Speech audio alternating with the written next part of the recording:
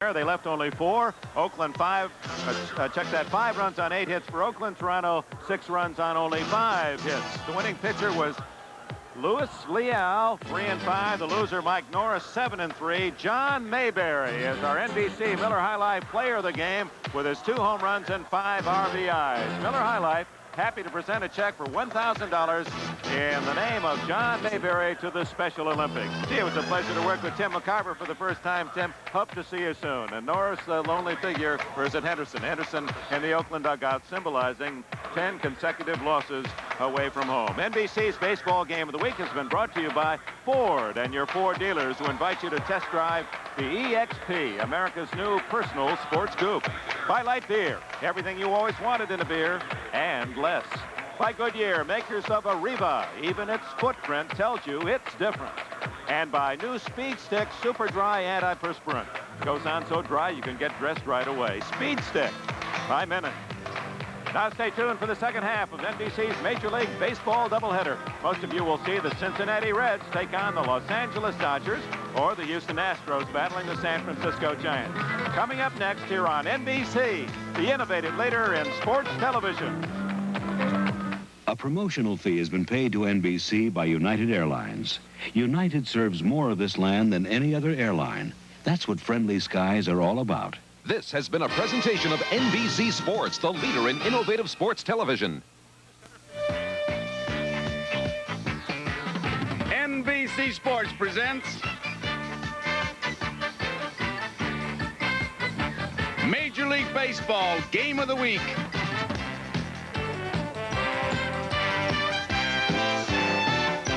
Today from Dodger Stadium, it's the Cincinnati Reds against the Los Angeles Dodgers. The Game of the Week is brought to you by Ford and your Ford dealer, who invite you to test drive the EXP, America's new personal sports coupe.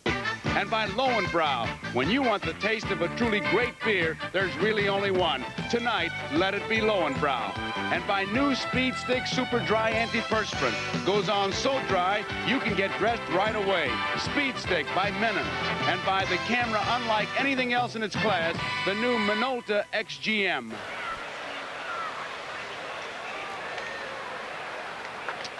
Darryl Thomas.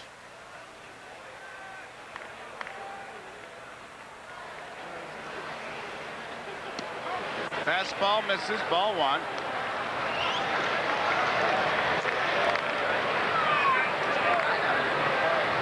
The Cincinnati Reds lead 2-0. 3 base hits, pass, ball, and error. We'll be showing you how that run was scored. Those runs were scored as Darryl Thomas takes it low, and it's 2 balls and no strikes. Hitting at 197 with 1 home run, 7 runs batted in.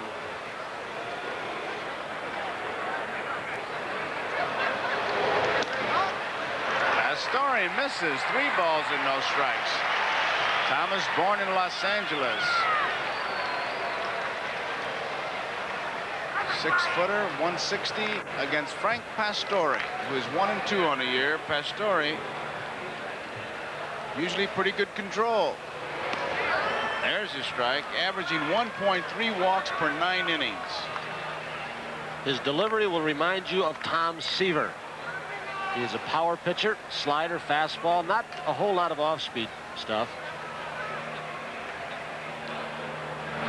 There's a fastball, 3 balls, 2 strikes. The count on Darryl Thomas. Joe Garagiola with Tony Kubek here in Dodger Stadium in Los Angeles, where the Cincinnati Reds have taken a 2-0 lead in the top half of the first inning.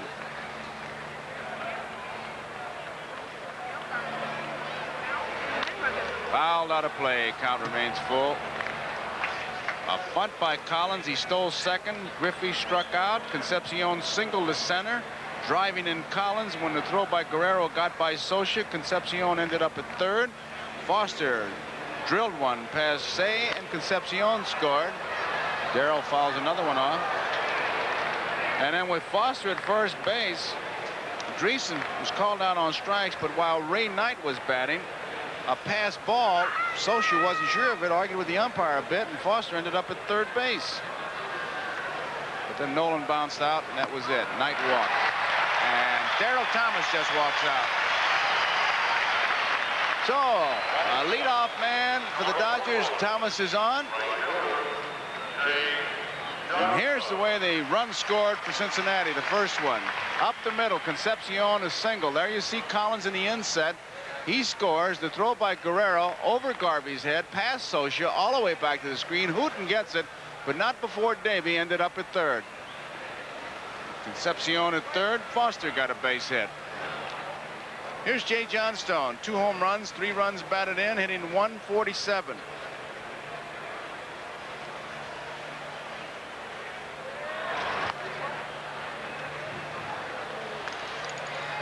Thomas, a good runner. See if Johnstone can pull that ball. He's got a big gap between first and second.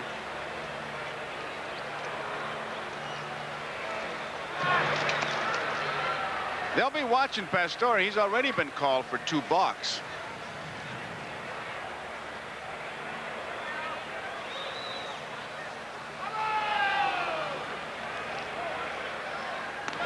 Strike. 1 strike. You know, umpires really in both leagues more and more have taken away any kind of trick moves that pitchers have. It used to be called balk moves, whether it's a left-hander where he steps, right-hander where he has to step not directly to the base.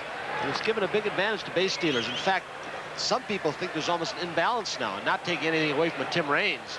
He's doing so well in Montreal, and if he keeps going, he's going to steal 150 bases. But a pitcher cannot do anything anymore. It's obviously he's been legislated against. Those pitchers are all moaning about it, too. Oh. They really are. Always doing something to help the hitter, help the base runner. When are they going to help the pitchers? 2 strikes. Lead by Thomas at first. Did he go around? Yes, he did. Johnstone doesn't believe it, but Steve Fields says he went around, and that's it. 1 out. What you said is an interesting statement. They have legislated against pitchers. How many years back was it they lowered the mound from 15 inches to 10? With all the artificial surfaces now, another advantage for hitters. Really, they've tried to take away a lot of the illegal pitches from pitchers, spitballs and everything else. And I think to a degree umpires have. I think it's easier to hit now than it was. Hitters are not thrown at as much now as they were 20, 25 years ago because of the stricter beanball legislation. Here's Dusty Baker. He takes the first pitch, strike 1. Baker hitting .293, has 3 home runs, 20 runs batted in. When you say stuff like that, then they say, oh, you're getting old and you're trying to, you just don't appreciate the modern day ball player. We do appreciate the modern day ball player, but there have been subtle changes. Bouncing ball to Concepcion. There's one. Going to be close. It is in time. Double play. Nice play by Dreesen. I thought he might have to come off the bag, but he held that foot right there, and they get the big double play. Here is the replay. Davey really gets rid of it, the ball to the hole. I've really been impressed with Ron Oster. A shortstop converted to second. Look at him unload. So with the double play ends the inning 2-0. Cincinnati leading at the end of 1.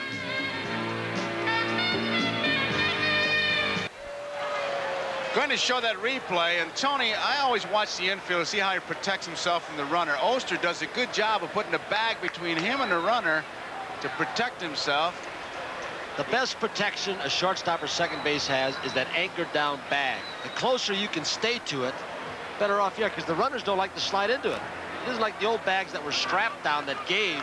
These you hit, they're in concrete, and that's how you tear your leg apart.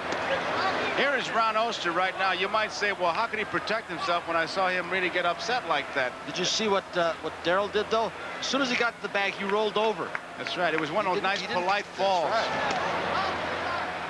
And he actually landed on Darryl Thomas, who's not, you know, he's a wiry guy, but he's still softer than the ground.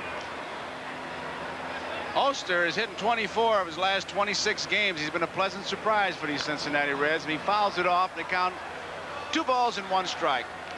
We have been in contact with Johnny Bench. We're going to talk to him a little bit later. It's all kinds of stories. First of all, of course, the unfortunate accident that he broke his ankle. He'll be out 8 to 10 weeks. Bouncing ball to Garvey should be easy. It is 1 out.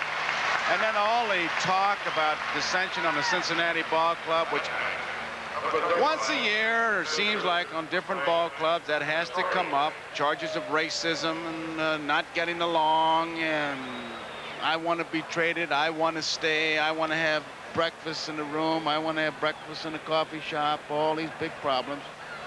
So we talked about the Cincinnati ball club to him, and We'll be talking to Johnny Bench later in the game. Let you make up your mind. After 6 innings, Pittsburgh 3, Montreal 2. Pastore. Strike 2. I think it's quite an interesting story about the man in your picture right now, Frank Pastore. He and his wife Gina had a little baby boy yesterday. And the baby was in critical condition, Joe. They named him Frank Giovanni Pastore. Beautiful name. And McNamara said, you can go home if you want. He says, I know your wife, you're concerned about her and the baby. The baby had a respiratory problem. He decided to stay. He said, I want to pitch to get it off my mind. He's pitching today, as you see. Thrown out by the shortstop. Nice second baseman. Nice play by Darryl Thomas. But the condition of the baby this morning went from critical to guarded. And he's been very happy. And knuckle curve from Burt Hooton. Frias can't get it from shortstop. It took kind of a bad bounce and a good hustling play by Darryl Thomas, who's just become a super blowout patch. Wherever the leak springs, boom, there he is. Whether it be second base, shortstop, outfield, catching. Here's Dave Collins, who bunted and scored a run. Takes a low, ball one. Tony, just to, not to put a caption on what you said, but too many times, the baseball wife, the sporting wife, what they have to go through, and just kind of in the background, you know, the husband's a big macho guy. He gets all the headlines, all the publicity, while she's home, just doing what she has to do to keep your family and career going. So it's 3 up and 3 down for Cincinnati as we go in the bottom half of the second inning. 2-0, Cincinnati over the Dodgers, and it'll be Garvey San Guerrero for LA. Hey, Coach is back! What's going on? Lunch. Burgers, huh? Nah, Kentucky Fried Chicken. Coach says the Colonel only uses fresh quality chicken. Coach wants us to eat right. He says Kentucky Fried Chicken's a great meal at a sensible price. Smart coach. Smart enough to know what my boys like best. Right on, Hank! It's so nice to be so good about a meal, so good about Kentucky Fried Chicken. A shot of downtown Los Angeles. Skyscrapers. Let's look at Friday night's results. Dodgers beat Cincinnati 5-2, Montreal 3, Pittsburgh 2. There was a trade, by the way, between Montreal and the Mets. Valentine traded to the Mets for Jeff Reardon and Dan Norman. Atlanta 7, San Diego 1, Phil Niekro the winners. Giants beat Houston 3-1, Vida Blue the winner, Sutton the loser. Cardinals 11, Philadelphia 4, Mets 6, Cubs 1. Dave Kingman hit his 4th home run in his last 4 games. The Mets now 6 out of their last games victories, so they're on a roll as we look at Steve Garvey, a count of ball 1. Right field, Dave Collins is there, makes the grab, and Garvey now has played in 881 consecutive games, 6th on the all-time list. Musial is 5th at 895, and of course Lou Gehrig at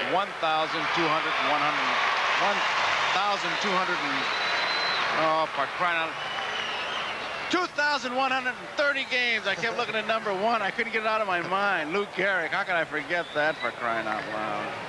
All right, American League games. Yankees 5, Cleveland 2. They had 65,311 in Cleveland.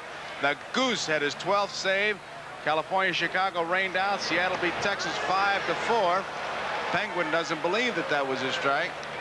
Milwaukee 5, Boston 4. Ted Simmons a 2-run homer in the 9th to win it. Toronto 6, Oakland 3. Blue Jays won 3rd in a row. A's lost their 3rd straight. 11 of the last 16. Kansas City 3, Minnesota 1, and Baltimore beat Detroit 6-5. Orioles 4 in a row, 14 of their last 17. Friday's results. And Lou Gehrig played in 2,130 games. But who was the man he replaced who went out with a headache one morning? Wally Pipp. Wally Pipp. Very famous story around baseball circles. Every time somebody is injured or hurt, don't get out of the lineup. You're going to be a Wally Pipp. That's high. 2 balls and 1 strike. We had Jay Johnstone give the lineup, and it was quite a performance with a spectacular ending. And our producer, George Finkel, our director, Ken Fouts, feel that the people ought to see that ending, and we agree with them. So as soon as we get a chance, we're going to show you the ending of the lineup given by Jay Johnstone. The Dodgers 3-1 to count. 2-0 is the score. We're in the bottom of the second. Cincinnati's out in front. Say has hit 6 home runs in the last 16 games. You saw that career total. There's a strike. 3 balls, 2 strikes. 3 balls, 1 strike, and Pastore went breaking ball to Say. Say's a different hitter from about the middle of last year through this year. He's using the whole field more. You can't stack up on him on the left side from the pull. He hit a ball in right field again yesterday down that line. Fastball foul back. He just challenged him. A tough strike zone, Say. You young catchers with this shot, you get a pretty good idea. Don't make the signals complicated between you and your pitcher. 1 flash is enough. Popped up, straight back.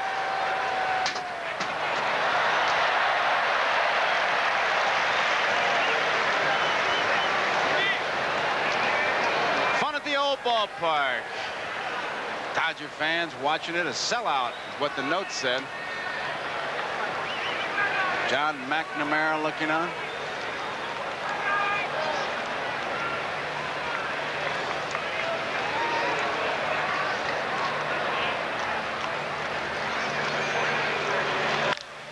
Line drive, base hit.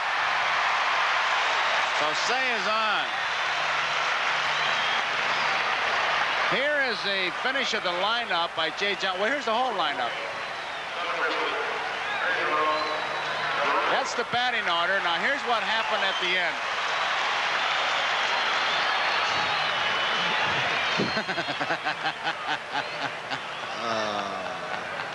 Super flake. Rick Monday and Steve Yeager were the perpetrators. Oh, did they ever get him. He had shaving cream all over him, in his ears, in his nostrils, hair. His eyes were just burning.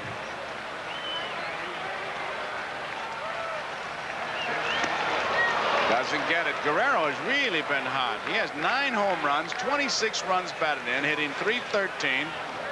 Against the Reds this season, he has 6 hits in his last 7 at-bats. He had a 4-hit day the other day against Steve Carlton. Drove in 4 yesterday. Played third base the other day. That's where he started, third base. Started his career. 1 ball, 1 strike. Cincinnati leading 2-0. We're in the bottom of the second inning. Crowd whooping it up. 2-1. After today's ball game, the Dodgers will need about 20,000. They will hit the 1 million mark. They're averaging over 40,000 per home appearance here. It's an amazing franchise when they moved it. Mr. O'Malley moved it from Dodgers Ebbets Field, Brooklyn. 2-1 pitch. Slow hit ball, gonna be a tough play. I doubt if they get him. They don't.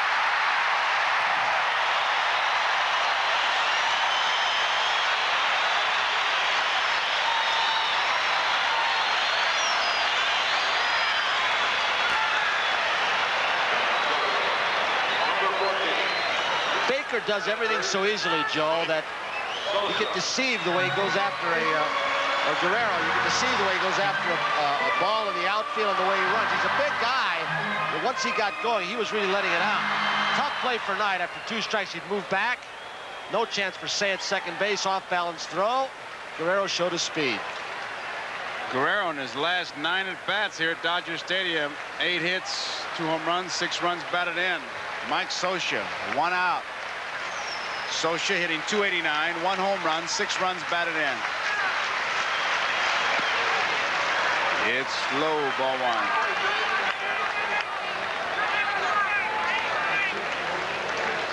Tommy Lasorda has really stuck with Scioscia behind the plate. He has Yeager and Ferguson, 2 veteran catchers, but they've been winning with this kid behind the plate, and he's sticking with him. Misses. 2 balls, no strikes. Tom Lasorda. Winningest record in baseball. Boy, he would have made I was going to say he would have made. He is a wonderful politician. He knows everybody. 2-0 pitch. 3-0. Socha takes a look at Danny Ozark. 1 out, tying runs are on. Good crowd on hand here. And the Dodgers are trailing by 2. And you got your number 8 hitter up, Pepe Frias. He may be swinging.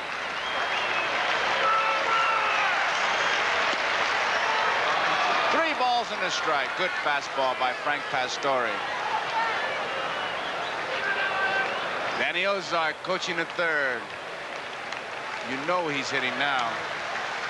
Whatever Danny is doing is a decoy. He's got the green light. Walking. Second walk given up by Pastore. He has not walked too many this year. Going into today's game, just about 50 innings, he had walked just 7, one of those intentional. Out comes Billy Fisher.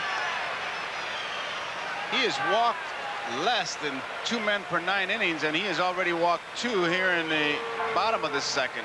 He walked Thomas to open the game. Thomas rubbed out a double play, but here in the second inning, Garvey hit the ball hard, lined out to Collins. Say single to left. Guerrero beat out an infield hit. Socha's walked.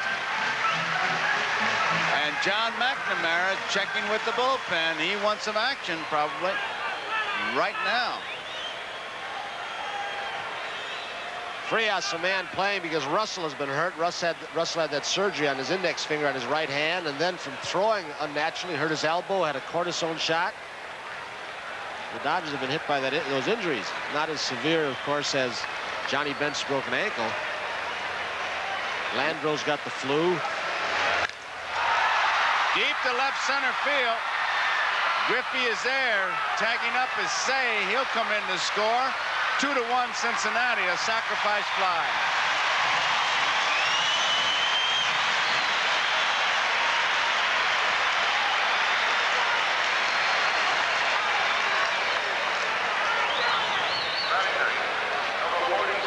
So it brings up Burt Hooton.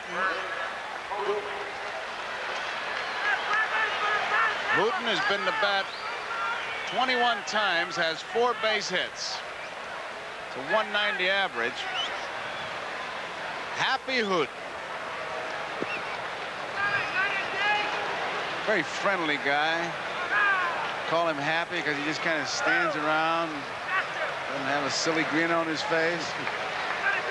Almost a sour, glum look, but it's not him at all. Fouls it off, strike 1. Nice play by Burt Hooton. Paul Moskow has begun to throw for the Cincinnati Reds.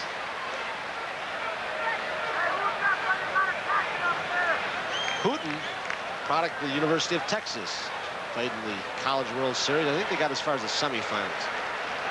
We will see that one of those games. Joe and I are going out to Omaha next week, Sunday. 1 ball, 1 strike. We'll be out there Thursday to see some of the games, and then Tony and I will be part of Sports World for the championship series. Arizona State is rated #1. Jim Brock has done some job. They got a good hitting ball club. I've been able to see some of that.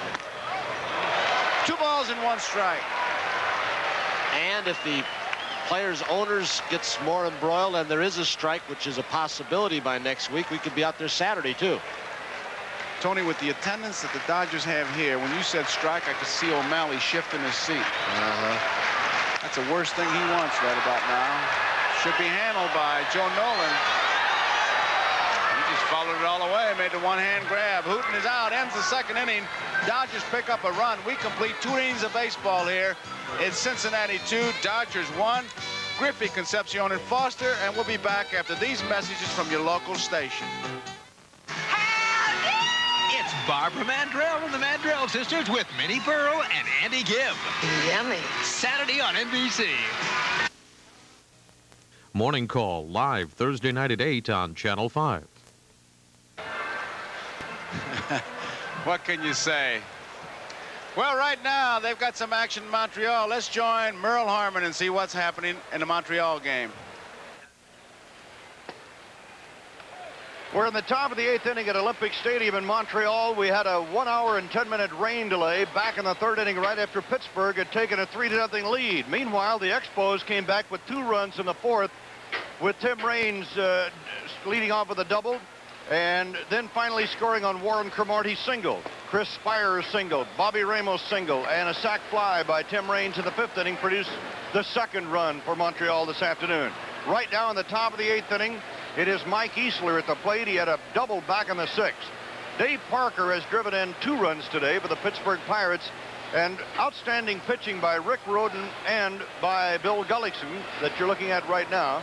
But Rhoden, after his 6th win of the year, has had fine defensive support this afternoon, both on the infield and in the outfield. It is 3-2 Pittsburgh in the top of the 8th, with Easler, Thompson, and Pena coming up. Ball is fouled up. Ball 2, strike 2 to Mike Easler. Talking about the defense behind Rhoden this afternoon, Ron, here's a sample of it. And here's a gem of a play. And they're so happy Parker's back in the lineup. Look at that catch. If the ground wasn't wet, Parker couldn't have slid the 60 feet he did to catch that ball. Great defensive play. He knocked in 2 runs. It's Parker 3 and the Expos 2. And that great catch came in the 4th inning when Montreal was trying to put an inning together, coming up with only 1 run in that frame. So it is 3-2 Pirates. We're in the top of the 8th inning here in Montreal. The Expos are but a half game behind the St. Louis Cardinals, who are playing in Philadelphia tonight. Chuck Tanner's Pittsburgh Pirates are 4 games back, but despite numerous injuries, have been playing good ball, particularly this past week. And Mike Easler has been one of the ringleaders. He has now hit safely in 11 consecutive games with his double today. Wraps one to Scott at second, and the play on to first for the out, 1 away. So with 1 out of the top of the 8th, the Pirates are leading the Expos by a score of 3-2. Now back to Joe and Tony in Los Angeles. Okay, Merle Harmon, our thanks to you and Ron Luciano, Joe Garagiola and Tony Kubek here in Los Angeles, where Griffey is on at second base. He just doubled to right. And the count, 2 balls and no strikes. Here it is. It looked like a high pitch, Tony. No balls, 1 strike to Griffey. Johnstone can't get it back in time. A double. Stand up for Griffey. 2-0. Concepcion takes the curveball, strike 1. Boston over Milwaukee, 7-6. Clear the winner. What a year he's having. Fingers the loser. Romero, Bando, Evans, Yost, all home runs. Detroit's at Baltimore, later start. Palmer against Morris. Yankees 1, Cleveland nothing. The bottom of the 8th. Gossage is in there against Spillner. Gene Mock is finding out about the pitching staff he inherited from Jim Fregosi very early. 9-0. They're losing. That's fouled out of play. White Sox scored a run in the 1st. They scored 1 in the 6th in the bottom of the 3rd and 2 in the 7th as we look at the Cincinnati batting order. Luzinski a home run. Martinez a home run. Gene Mock in his first game as the manager of the California Angels, trailing the White Sox 9-0. And Toronto defeated Oakland 6-5. Leal the winner. The loser was Norris. Tagging up at second, Griffey. Johnstone makes the catch. He'll make it to 3rd easily. So Davey picks up the base with an out. You know, Joe, we have seen Cincinnati Ball Club a lot in the last 5 or 6 weeks. That is Russ Nixon, the 3rd base coach with Griffey. I think the 2 most fundamentally sound players in the Cincinnati Ball Club are Bench, who of course is hurt, and Concepcion. You think about Concepcion as being sensational. You know, getting balls, leading the league in RBIs for a while. There's 2 strikes. He's still going to right field. He gets to run over to 3rd base. Sacrificed himself, gave himself up. Lost a little bit of power, but you know, the good ball club, there are yardsticks you use. One of them is, do they keep the double play in order on defense? Do they stay away from the double play on offense by using hit and run? And do they consistently pick up a base with an out? Do not beat good pitching unless you advance base runners, and that means giving yourself up at times. RBI leaders, there they are. Garvey, Concepcion, Foster, and Schmidt tied for 2nd place with 34 each. San Jose Cruz. Foul back. He had a good cut. The Chicago Cubs over the Mets. 10-1. End of 7. Cubby scored 7 runs in the 4th inning. And San Francisco 4 runs in the bottom of the 1st. Lead Houston 4-2 at the end of 1. 2-strike pitch. High. It was the ball that Foster hit last night. One of the hardest balls you've seen hit. Dead center field over the 395 mark. And it hit about a quarter of the way up on a metal flagpole. Almost knocked it down. Line drive. That ball never got above 10 feet. Doesn't make it this time as Hooton gets him on strikes. That's a 3rd strikeout.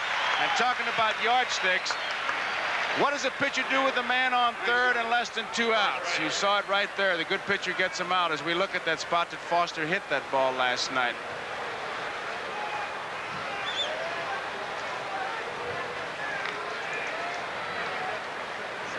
Sports World tomorrow, 4 o'clock. The Jumbo Elliott Track Classic. Boy, the mile's going to be something. Eamon Coughlin, Steve Scott, John Walker will all be there. And then we'll have tomorrow's champions boxing from San Remo, Italy. Tomorrow, 4 o'clock Eastern time on Sports World. Jumbo Elliott Track. Dreesen was called out on strikes his first time up. Outside, ball 1. Dreesen had to undergo spring training all over again as far as hitting is concerned. Was it about 3 weeks ago, a month ago we had him where he got hit. And that right hand, May 2nd. Couldn't hit for about 2 weeks. Say should make the play. In foul territory, he does. Ends the inning. So even though the man's on 3rd with less than 2 outs, Hooton gets out of it. We go to the bottom of the 3rd. Cincinnati 2, Dodgers 1. And it'll be Thomas, Johnstone, and Baker for Los Angeles.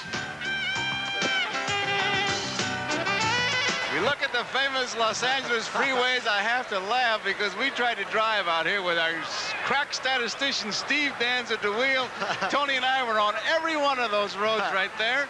We were going 45 miles an hour and got a ticket for being double parked. Unreal. Let's pause for station identification. This is the NBC television network. This is WMAQ-TV, Chicago. Here's Darryl Thomas. If that didn't remind me this morning of the bit that Carson does, the Art Fern, he'd come to the car dealer and the Schloss would cut off. That's what we did this morning. It was unreal. We were so lost. You talk about the Keystone Cows, like that Laurel and Hardy commercial. The 2 gas station ride. 2 balls, no strikes. How do you get to Dodger Stadium? Are you kidding? It's right there. We asked directions. We were in a parking lot. 2 balls and 1 strike. Ah, yeah. Steve Dance. You're no Mario Andretti there, Disco.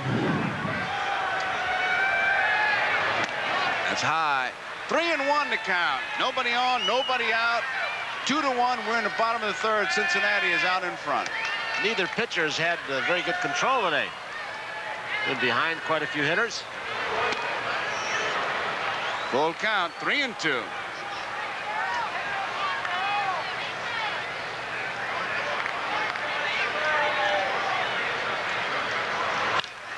Bouncing ball. Dreesen to Pastore. Whoa. He made a tough play out of that, Tony. He didn't get over in time is what happened, and then Danny had hit a moving target. Well, Johnny McNamara is the manager of this ball club, and there have been reports out of Cincinnati newspapers in the last couple of days of dissension on his ball club. So we went right to the source. John McNamara and his reply. Well, I would have to say our job on the field, Tony, is to win ball games. We have won 12 out of our last 17 ball games. 2 of the losses were in extra inning. When we go onto the field, we play baseball. We played baseball together for the 2 years I've been here, and that's what we intend to do. And I think everything has been over-exaggerated and overrated. Well, that pretty much says it. There cannot be peace day in and day out when you got 25 players, 4 coaches, a manager, trainers together for about 8 months on planes at ballparks every day. There's going to be some spats. You can only play 9 men. Uh-huh. And everybody is seeing the big dollars, and they all want a piece of the pie. In fact, on the Dodgers side, you could interpret things. One of the guys walked by me and said, "Did you play when you had a cold?" We got guys that can't play when they got a cold. You could interpret that as dissension. Johnstone, short left field. Concepcion going out, makes the play. The reports centered really in the newspapers around Bench and Foster primarily, as if there was a feud. Foster was supposed to have said that Dreesen was taken out of the lineup from first base and Bench put in. And as George said, there was nothing to it. There were a lot of misquotes, which we'll try and get to him a little bit later on in the show. But then it started smoldering and things were written. George wanted to have the stop put to it. Foul out of play, Dusty Baker. And it's funny that that would happen because Cincinnati's playing good ball. Usually, when you're winning, that kind of talk and that kind of feeling is a spirited clubhouse. When you're losing, it's dissension. 1 ball, 1 strike. It's like if you're a hitter and you're hitting .210, you're a clubhouse lawyer. But if you're hitting .350, you're a team leader. Labels. Right at Ray Knight. Pastore has himself an easy inning. 3 up, 3 down. We complete 3 innings of baseball here at Dodger Stadium. And the score here, Cincinnati 2, Los Angeles 1. And for Cincinnati coming up in the 4th, it'll be Knight, Nolan, and Oster. Monday, Albert falls in love with a special pen pal on Little House. Then, a vacation paradise becomes a cruise of terror. Okay, folks, party's over. Forcing a desperate wife to barter for her life. The summer heats up as Flamingo Road returns right after Little House on NBC. 4th inning. Reds lead the Dodgers 2-1. Ray Knight will lead it off, and Tony has Johnny Bench on the phone. And first of all, Tony, I'm interested. How is he feeling? You talking to him? John, how you doing? Well, I'm doing pretty good. It's a little sore, but, you know, nothing that I can't live with. I've had aches and pains before. What game are you watching? Are you watching the ball game now? Yes, I have the Reds and Dodgers game on with the local announcers because they black it out here. We want to talk to you while if you can hang on, John, while Ray Knight is up at the plate. 1 strike to count, Burt Hooton. When do you think you will be back? What do the doctors tell you? Well, the doctor's saying that I'm in this cast that I have for 3 weeks, and then a sort of an isolated cast on the broken area, and then I'll go into rehabilitation. I'll have that cast on for about 3 more weeks. So they're talking 8 to 10 weeks, and I guess it just depends on how recuperative I am. But because of my big bones and my weight, they want to make sure that I don't make any quick stops running somewhere and would cause further damage to it. Johnny, we want to get into you on it. It's become somewhat of a controversy. 1 ball, 2 strikes on Ray Knight right here in the 4th with the Reds leading 2-1. About the controversy supposedly swirling around you and George Foster. There's some newspaper articles over the last couple of days in Cincinnati. There was a radio broadcast. You were taped yesterday with Marty Brenneman. And some people thought you were critical of George Foster. What is the situation and what is going on? Is there dissension? Is there racism? What is it in your mind? Well, the comment stemmed from the fact that it came out in the newspaper here on the afternoon, and George Foster said that I was in there and I shouldn't have been in there, first of all, because I'm not a catcher. I'm actually I'm a catcher and not a first baseman, and had it been Harry Spillman or Larry Bittner, it would have been fine because he was a first baseman, their first baseman. But, you know, I think that, you know, if you're going to say that and defend, I thought we were supposed to be on a team, and if he is quoted correctly, then I have to say that, look, I hit .343. I did the job at first base, and Danny really never could have swung the bat for 2 weeks.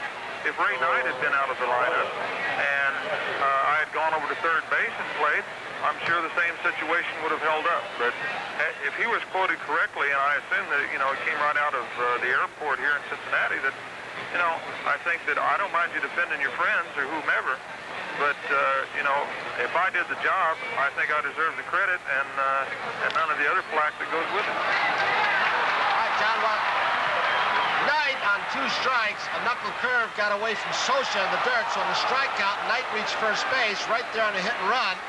Joe Nolan singles to right field, putting runners on first and third with nobody out here in the 4th. Here's the ball that gets away with 2 strikes on Knight. Hooton, knuckle curve, bounces. Socha tries to block it off the checks protector to the backstop. So runners in first and third, nobody out. John, one more thing. Have you spoken with George Foster about this? You keep saying if, in fact, he was quoted accurately. Have you spoken to him, or are you going to very quickly?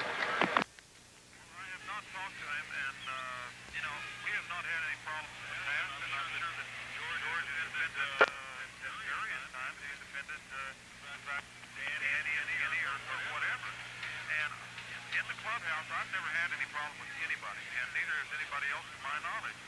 So when we're out on the field, I don't know of anybody that plays harder than our ball club. We actually give everything we've got. I don't know if it's, there's no controversy as far as I'm concerned. The article came out of date to begin with about the problem of free agency and racism, and it's very negative.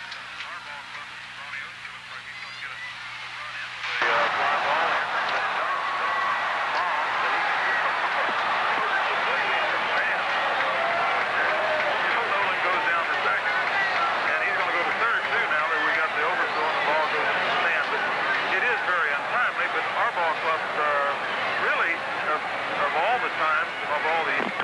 I thought our ball club was getting along just magnificently, and not necessarily that everybody was getting along in the clubhouse, but there was no problem. There was no confrontation, and the club was really gelling. We were winning on the field, and I think everybody was really under the pressure of the strike and was really kind of put into position. Been in a tough time. Johnny, we appreciate you coming on and clarifying it. Our best to you for a speedy recovery. Thanks so much. Thank you. Thanks, John. Well, what you're watching right there was a fly ball by Ron Oster to right field. It would be a sacrifice fly as Knight scores from third, but then Jay Johnstone slipped and fell, and you see where his throw goes over everybody and bounds over the lower field boxes in the third base line. So he will be charged with an error. The runner all the way to third base, Joe Nolan. Pastore is the hitter, and the infield has come in. And the score now, 3-1, the Reds over the Dodgers. We thought we would fill you in with a controversy surrounding the Cincinnati Ball Club and had Johnny Bench on. And we appreciate your patience, and we hope Johnny gets well quick. 2 strikes on Frank Pastore with 1 out. Nolan is down on third base after the errant throw by Jay Johnstone on the sacrifice fly.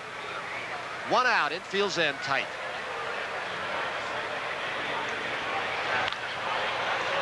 Foul out of play.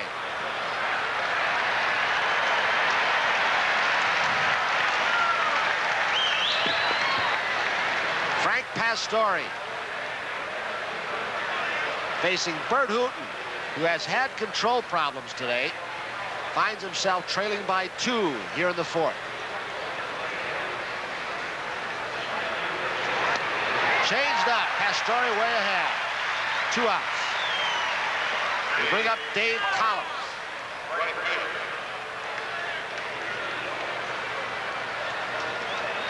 Dodger outfield so far in this ballgame charged with 2 errors. Pedro Guerrero overthrew a cutoff man, Steve Garvey, earlier. The ball went back to the backstop, and now Jay Johnstone, when he slipped, almost threw it into the stands. Did on 1 hop. 2 outs. Collins. A bunt single, a stolen base, a run scored in the first. He also grounded out the second. That was to the second baseman, Darryl Thomas. Sayan tight at third base for the Dodgers. Nolan's at third. Fouled off the foot of Dave Collins. Tony Pittsburgh still leading Montreal 3-2. 1 strike on Collins. Reds with 3 runs, 5 hits, no errors. The Dodgers 1 run, 2 hits, and 2 errors. 1 on Guerrero, 1 on Johnstone. The Dodgers have been winning. What we have seen over the last couple of weeks, we saw the Valenzuela game last Saturday. They did not play well. Just a matter of Cincinnati not, playing worse. Again today, they've thrown some balls away. They do not have the regular lineup in there. Lopes out with an ankle injury. Russell out with a hand and elbow injury. Tony, you mentioned Valenzuela. In our game Saturday, Dodgers against the Cubs, he scheduled a pitch. It's his day. He goes on he'll pitch Monday, he'll be off Tuesday, Wednesday, and the off day Thursday, get the extra day Friday, and pitch Saturday. And Lasorda's had a 4-man pitching rotation And of course, whenever a guy loses one, especially after the sensational start that Valenzuela had, they're starting saying, well, he's getting tired. He's had a lot of pressure, the kid. 1 ball, 1 strike. 1-2. Valenzuela beaten in his last outing in Atlanta. Third inning, 4-4, Giants in Houston. Good ball game. Collins, with his base hit butt in the first inning, has extended his hitting streak to 8 games. And that stretches at 344. 1 ball, 2 strikes, 2 outs. Reds 3, Dodgers 1. Joe Nolan at third base. Hooton pitching to Dave Collins. He got it. He really zeroed in on the inside corner and caught Collins looking. So, Reds do come up with another run. On an error by the outfielder sacrifice fly. We'll go to the bottom of the 4th with a score. Reds 3, Dodgers 1.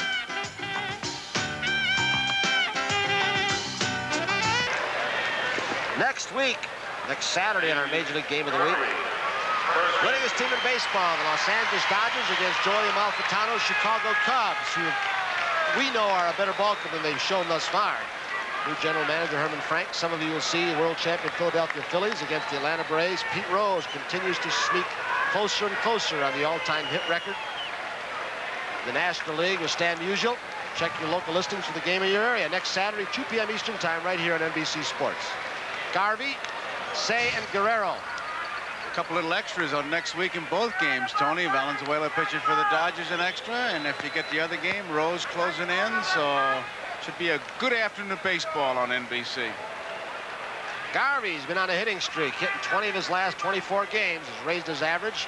Over that stretch, he's been at 353 last 24 ball games. 1 ball, 1 strike.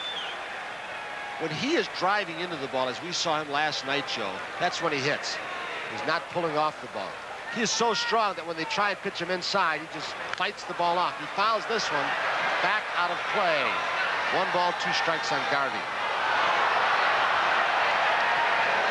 With 1 ball and 2 strikes, it'll be interesting to watch how Pastore works. Now, they say that Garvey will chase the bad ball with 2 strikes, that he'll chase the bad curveball especially. Let's see what the Reds will try to do. Well, we saw the World Series ball game. The Yankees staff made him chase bad balls a couple of years ago. 2 hopper tonight over to Dreesen. Boy, they're making Dreesen work over there. They have not given him an easy throw. So there's 1 down. Well, we've talked to McNamara and Bench about the supposed controversy surrounding the Cincinnati ball club. We also talked to George Foster to get his input on what is going on with the Reds. Is it dissension, racism? What is it? Well, I don't feel there's no truth as far as dissension or racism influencing this ball club, even though we have different personality, different races on our ball club, but we work well together, and from spring training we get to know one another, and our objective is to go out there and win as a ball club, and we have good players on our team. With Johnny hurt now, it's going to make it tougher for us to win, but as far as the dissension or racism, it's just something that's been stated without really fact, and it hasn't really torn the ball club apart, but made guys think about what is happening and make sure what they do say is quoted properly, because I feel there's been misquoted and some insinuation or innuendos. So we think we've got that story out of the way.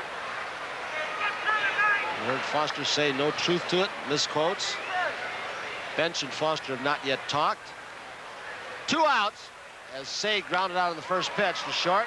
Concepcion, another one, will throw to first base. Boy, they have really made Dreesen work.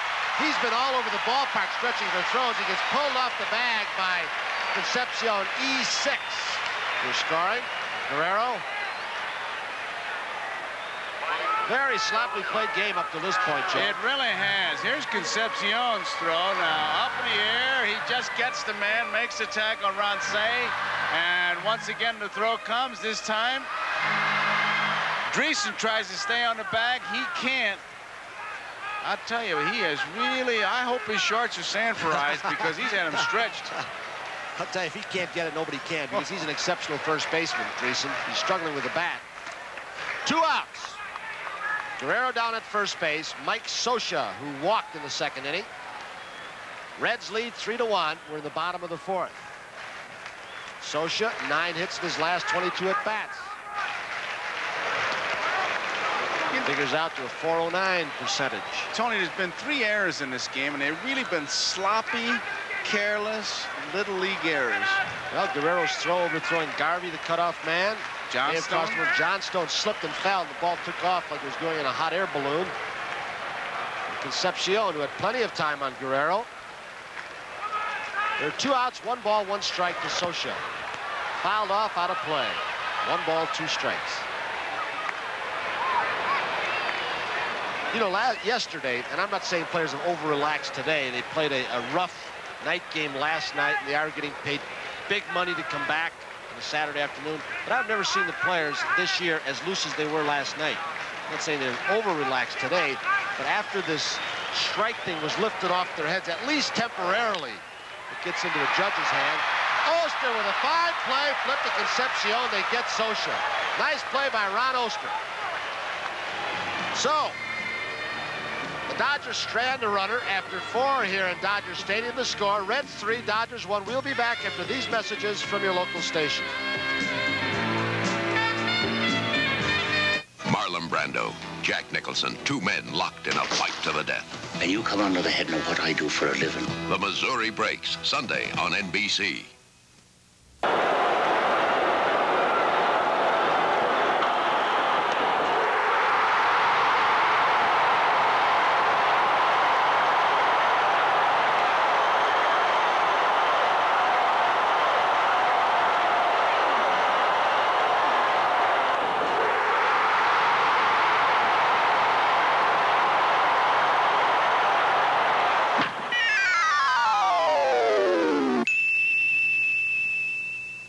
The preceding message was furnished by Major League Baseball.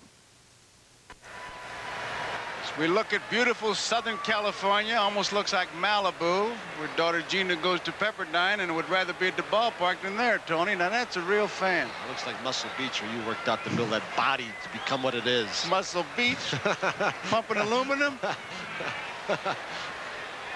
Griffey, Concepcion, Foster, 5th inning. Reds 3, Dodgers 1. Hooton has not been hit hard. He's not had very good defense behind him, especially in the outfield.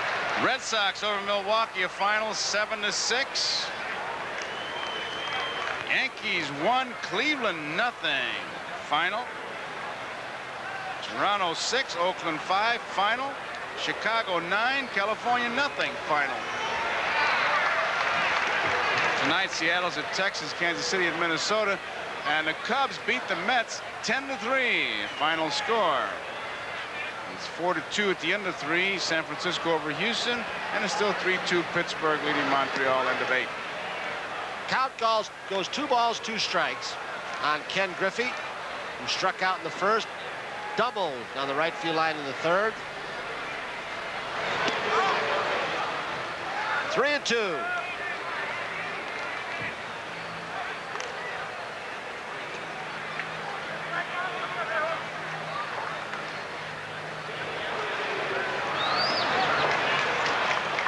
Like he just aimed that ball. I don't know, it was a changeup, but on a 3-2 count, he just aimed the ball, and the ball drifted off the plate. So Griffey's on with a walk.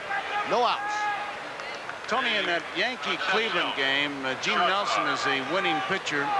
Gossage came on the 8th, but he's a 20-year-old youngster, youngest pitcher in the major leagues. It's the young kid who'd made the Yankee pitching staff. They're looking for the right-handed pitcher with apparently an exceptional straight change of pace. Then he hurt himself. Disabled at the beginning of the year, and he's back, and he's been pitching well. Griffey's at first. Concepcion, the hitter.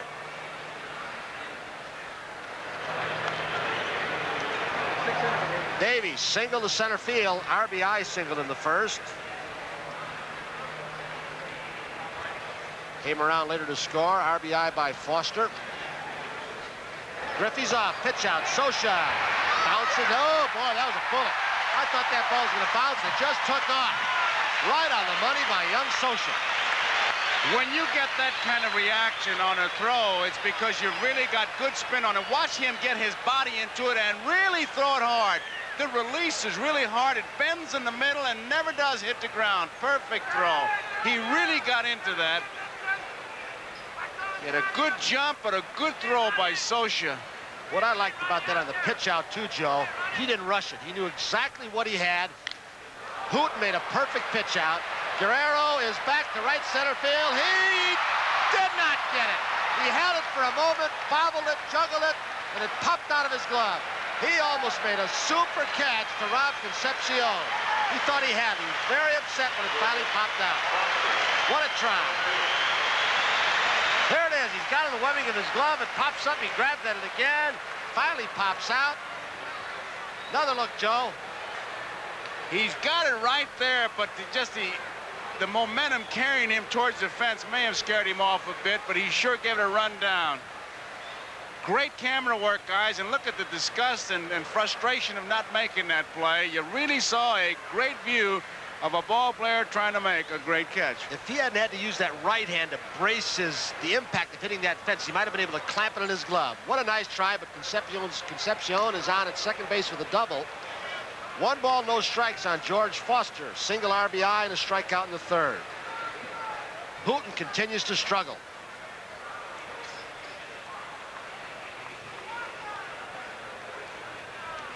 George Foster. Hooton wants to go around again as they switch sides with Concepcion at second. Davey with a good lead. Knuckle curve. He missed 2-0. He wanted that catch, didn't he? Oh, badly. He started pounding that fence. He's really done a job for these Dodgers. A chance to be an outstanding young player. He needs to play every day. He's hitting a little bit better. 2-0, 1 out. Hooton pitching to Foster. He hits it deep to left field. It is foul. The ball must have hooked an awful lot. It started out way fair. Fastball that Hooton tried to sneak inside, but belt high, that Foster turned on a little bit too soon. So the count will go to 2 balls and 1 strike. George Foster has homered against every team he has faced this season except Philadelphia. I'm trying to think who said it, but they said getting a fastball by Foster is like trying to get a pork chop past a junkyard dog. 2 balls, 1 strike, 1 out. Dave Concepcion, bottom of your screen at second base. Foster the hitter.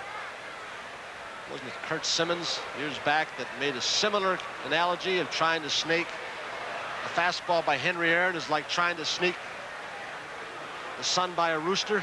That's good. Oh, was that good? I should have claimed it. 2 balls, 2 strikes, 1 out. Simmons needs the publicity. Good guy. Reds 3, Dodgers 1. We're in the top of the 5th. Dodgers beat the Reds last night. Welch with a save by Steve Howe. Beat him 5-2. Home run by Pedro Guerrero. 3-run home run. Foster had a home run for Cincinnati. 2-2. Did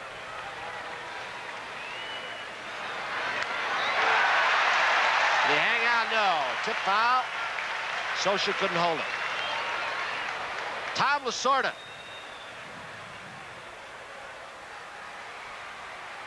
Who has taken this team with all its injuries, inserted Socha behind the plate, a young catcher, put Fernando Valenzuela in the starting rotation after relieving in September last year. Had to get by without Lopes, Reggie Smith, Bill Russell. Keeps going like this, he's heading for Manager of the Year award. He's really had to manage this year. Drilled foul, breaking ball. You look at the top 3 men in this lineup. Thomas hitting 197, Johnstone 147, Baker hitting 293, but you're not going to score many runs. Well, he's got Hooton. He's gotten fine pitching. Hooton with a 7-win, no-loss record. Royce, after an injury early in the year, 4-1. Valenzuela, 8-2. Howe. Steve Howe has done an exceptional job out of the bullpen. Castillo has not done well. He was counting on him from the right side, nor has Foster been that exceptional. 2 balls, 2 strikes, 1 out. Hooton goes away, 3-2. He is missing all over the plate. He's not just missing by an inch here or there. That ball's 1.5 feet off the plate. 3 balls, 2 strikes. Foster once again taking a lot of time. Dodgers with a 5.5 game lead over Cincinnati in the Western Division. One-loss record of 32-14, best in baseball. Cut fastball or slider, one hopper to Darryl Thomas. He smothers it, retires Foster as Concepcion moves to third. 2 outs. Dodger bullpen busy. The left-hander is Forster. The right-hander is Goltz. It'll bring up Dreesen. A near-capacity crowd here in Dodger Stadium. Chavez Ravine. Walter O'Malley gold mine. Peter O'Malley has since taken over since the death of his father. Change-up, 1 strike to Dreesen.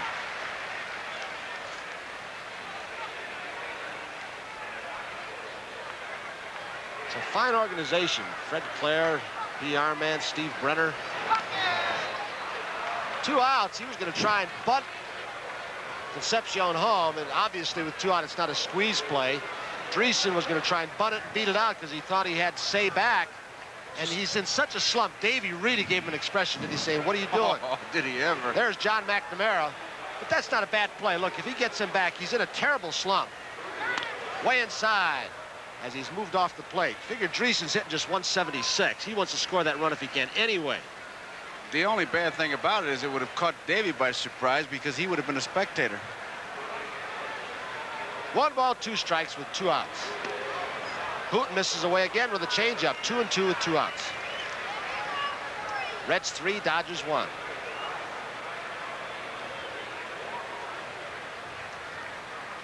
Dreesen been in a season-long slump after that injury. 4 for his last 31 times at bat. Change-up, missed again. 3 balls, 2 strikes and 2 outs. Dreesen struck out in the first. He fouled to third base in the third.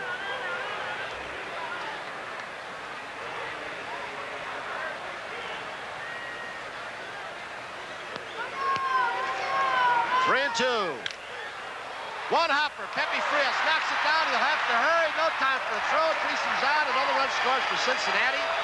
They now lead 4-1. Frias battled the hop. Hit very hard by Dreesen, but Concepcion comes home. Right now, the score here, 4-1 Reds. We understand some action in Montreal. Let's go to Merle Harnan and Ron Luciano up at Olympic Stadium, Montreal, Quebec, Canada. Merle Harmon and Ron Luciano, bottom of the 9th inning in Montreal. Montreal has runners at first and second. 2 down, pinch hitter Willie Montanez at the plate. It's a 3-2 ball game in the Pirates' lead. And Rick Rhoden has gone all the way for Pittsburgh this afternoon. Pittsburgh leading 3-2, getting all 3 runs in the third. The Expos came up with a run in the fourth, another in the fifth. Both pitchers, both starting pitchers, have done very well today. Rick Rhoden going for a 6th straight win without a loss. Bill Gullickson pitching the first 7 innings for the Expos. And now pinch hitter Willie Montanez up there for Bobby Ramos. He has White at first, Cromartie at second. And Rhoden can close it out right here. Not quite. Oh, boy, what excitement. I'll tell you, for the bottom of the 9th, you couldn't ask for anything better. Rhoden, who's pitched a great ball game, and look at the poise out there. He really wants Montanez. Just a second before, Tanner came out and he said, "Do you want to finish it?" And he said, "I'm going to finish it." It's either one way or the other, and you can watch him right there. He is so beautiful, you can't believe it. It's been It's been a long day for Rick. He had to sit out over an hour and 10 minutes because of a rain delay, but he has gone into the bottom of the 9th inning. He's 1 ball and 2 strikes to Willie Montanez, who steps out. 2 men aboard, 2 down, last half of the 9th inning. Pittsburgh 3 and Montreal 2. The Expos are only a half game out in the East, trailing the St. Louis Cardinals by a half, and they play tonight. Up high and away, ball 2 and strike 2. Dave Parker drove in 2 runs in the 3rd inning for Pittsburgh, returning to the lineup last night after being out for 12 games. Omar Moreno drove in a run in the 3rd also as Pittsburgh got all 3. In the Montreal 4th, Timmy Raines doubled, was singled home by Warren Cromartie. In the 5th, singles by Spire and Ramos, and a sac fly by Tim Raines got the 2nd run home. But they need that 3rd run to stay in the ball game. 2 balls, 2 strikes to Montanez. Got him, and Rhoden has beaten the Montreal Expos 3-2 as he racks up his 5th strikeout of the afternoon as he nails the pinch hitter, Willie Montañez, to end this ball game, and the Pirates have evened this series after losing last night 3-2. They win this afternoon by the same score. And a happy Rick Rhoden and a happy Chuck Tanner and a bunch of Pittsburgh Pirates as Rhoden records his 6th win of the year without a loss and its 2nd complete ball game. Ronnie did quite a job. And Chuck Tanner's family came through. It was a family effort. We had great defensive play by Parker, and they're so happy to have him back in the lineup. When he hit those 2 RBIs, he went into that dugout and he was mobbed. I mean, everybody was up on the bench grabbing hold of him, and Rick Rhoden, the bottom of the 9th, when Chuck Tanner came out there, Rhoden's pushing him back. I'm not coming out. I'm not coming out. I'm going to finish this game. And Tanner said, all right, we've got men behind you. Just don't walk them. And he didn't. What a job. The Bucks have been hurt by injuries all year, and of course it's really great to have a guy like Dave Parker back. Dave says, hey, I'm a complete ball player. I'll drive in runs. I'll make plays in the outfield. And of course, everybody knows what he can do with the bat. And you saw right there, he slipped coming out, and we were afraid of the Achilles tendon, but it didn't hurt a bit. Look at it, off the wall. Andre, by the time he gets the back end, there he is. Marino crossing the plate. The ball comes into third. There's Phil Garner crossing it. And that one turned out to be the game-winning hit, as it were, because the Expos came back with 2. It was a 3-2 finish. Rhoden the winner, and of course the game-winning RBI by one Dave Parker, who also made a tremendous catch in the outfield. So the Pirates win it here by a score of 3-2. You saw the ending as Rhoden fanned Willie Montañez with the tying run at second, the potential winning run at first. I'm Merle Herman with Ron Luciano. Let's go back to Joe and Tony in Los Angeles. All right, thank you, Merle. Thank you, Ron Luciano. Back here, Reds 4, Dodgers 1. Going to the bottom of the 5th. Pepe Frias led off the 5th for the Dodgers. 1 ball, no strike count. Pastore had him hit a ground ball to the third baseman, Ray Knight. So there's 1 out. Burt Hooton, trailing by 3, will hit for himself. Foster with the 1 hand. He's got it. There are 2 outs.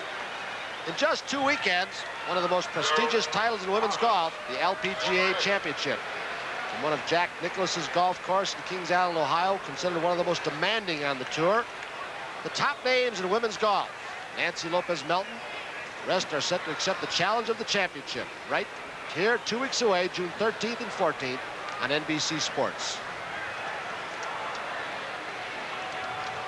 Tell you, do yourself a favor if you haven't got interested in ladies golf. It is, I played in a couple of those pro-ams. I played with Pat Bradley one day. She's out driving me 50 yards. Darryl Thomas, a walk and a ground out. 4-1, Reds over the Dodgers. A game that has not been played too well on the defensive side.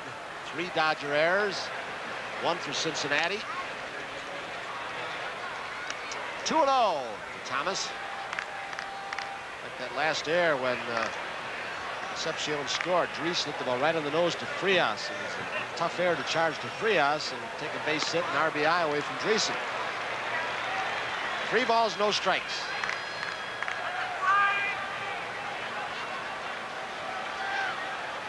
Thomas has played all the outfield positions for this ball club. He's played short, he's played second.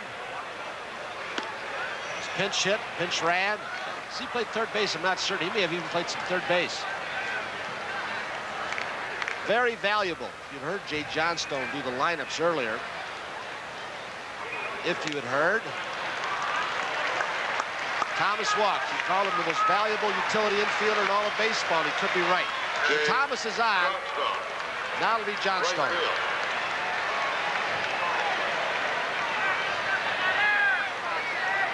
I think it's interesting that Darryl Thomas, who has been with several ball clubs and he's always had the rap of being difficult to handle, until he got here and Tommy Lasorda put his arm around him, said, here's how I'm going to use you, and Darryl Thomas has really responded for Tom. He's done a whale of a job. He's been a super sub. Dodgers trail by 3. Thomas at first. Johnstone, fly ball left field on the first pitch from Pastore. Foster's got it with a 3rd out in this inning. So after 5 here in Dodger Stadium, the score, Cincinnati Reds 4, Los Angeles Dodgers 1.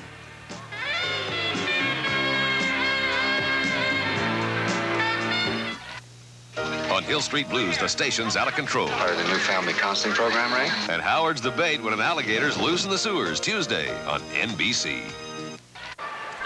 Joe Garagiola with Tony Kubek as we take a look at beautiful Los Angeles. The skyline, the freeways, the traffic, the whatever. A great place to live, Los Angeles. And next Saturday, the game of the week, the Dodgers against the Cubs. Some of you will see the world champion Phillies against the Atlanta Braves. Two pretty good ball games with some extras going for them. The Dodgers, Valenzuela is scheduled to pitch. It's his turn to pitch. If they don't get a rain out, he'll be working for the Dodgers in Wrigley Field. A small ballpark. Let's see what he can do there. Nolan hits the first pitch, left center field. Guerrero gives it a chase and cannot get it. It'll be extra bases. A two-base hit for Joe Nolan, who is really hitting well for these Cincinnati Reds. He's got 2 hits today and a couple of hits last night. And at Philadelphia, Philly, Atlanta, we keep talking about Pete Rose closing in on another record. As we look at the replay of Guerrero trying to catch up with it, those Atlanta Braves are playing great baseball. Well, Bobby Cox has them going. They keep hearing from people around the league. Ramirez and Hubbard, the double play combination, how well they're playing. Remember the Pittsburgh ball players are talking about it. Matlock and Foley. Right. So one of those games, you'll be seeing it. So check the local listings in your area next Saturday, 2 o'clock, right here on NBC. Just love to see Horner hit, too. Bob Horner. In that ballpark, especially. Here's Oster. He doesn't get it, and it's strike 1. Maybe Ted Turner will be there for a $250,000. Captain Outrageous. He is something. He had all kinds of stories here in the Los Angeles paper. He blasted the 3 networks, didn't he? For everybody. He shoots scatter shot. Get them all in one blast. Ball gets away from Socia. There goes Nolan. He makes it. Boy, Socia's having a time back there. Let me ask you what he's doing. Is he reaching out for the ball? I remember Bill Dickey trying to teach, years ago in spring training, trying to teach Yogi and Ellie Howard and stuff how to block a pitch and not reach for the ball with his hands. Smother it. Hit it off your chest protector. He reaches for it. It bounces off his glove. That hit right on the heel. You see Nolan taking third. You can't go out to get that ball. You have to. It has to come to you, and you welcome it. You caress it. You start to do what he's doing, and you can almost hear the clang of the stainless steel fingers. Boing, boing, that kind of thing. I can remember that's one of the toughest drills I've seen in spring training. Dick used to get a fungal bat and hit line drive 1 hoppers off catchers with all the equipment on. I can still hear him saying to Ellie Howard, put the glove and your hands between your legs as you go down. Don't reach for it because you're going to slap it back over your head. I guarantee if he's hitting a fungal at you, you're going to put your glove down there. Never seen so many bruises. That was ruled a pass ball. Infield has to move in now. Nobody out and missed. Houston leading the Giants 5-4, as you saw. 2 balls and 1 strike to count. Cincinnati out in front, 4-1, infield in. Nolan's at third, Oster the batter. Fouled out of play. You know, you keep talking about yardsticks in baseball. We look at Joe Nolan the third. Another one for a pitcher is, what kind of a pitcher is he when he doesn't have his good stuff? Can he hang tough? And that's what you're seeing with Hooton.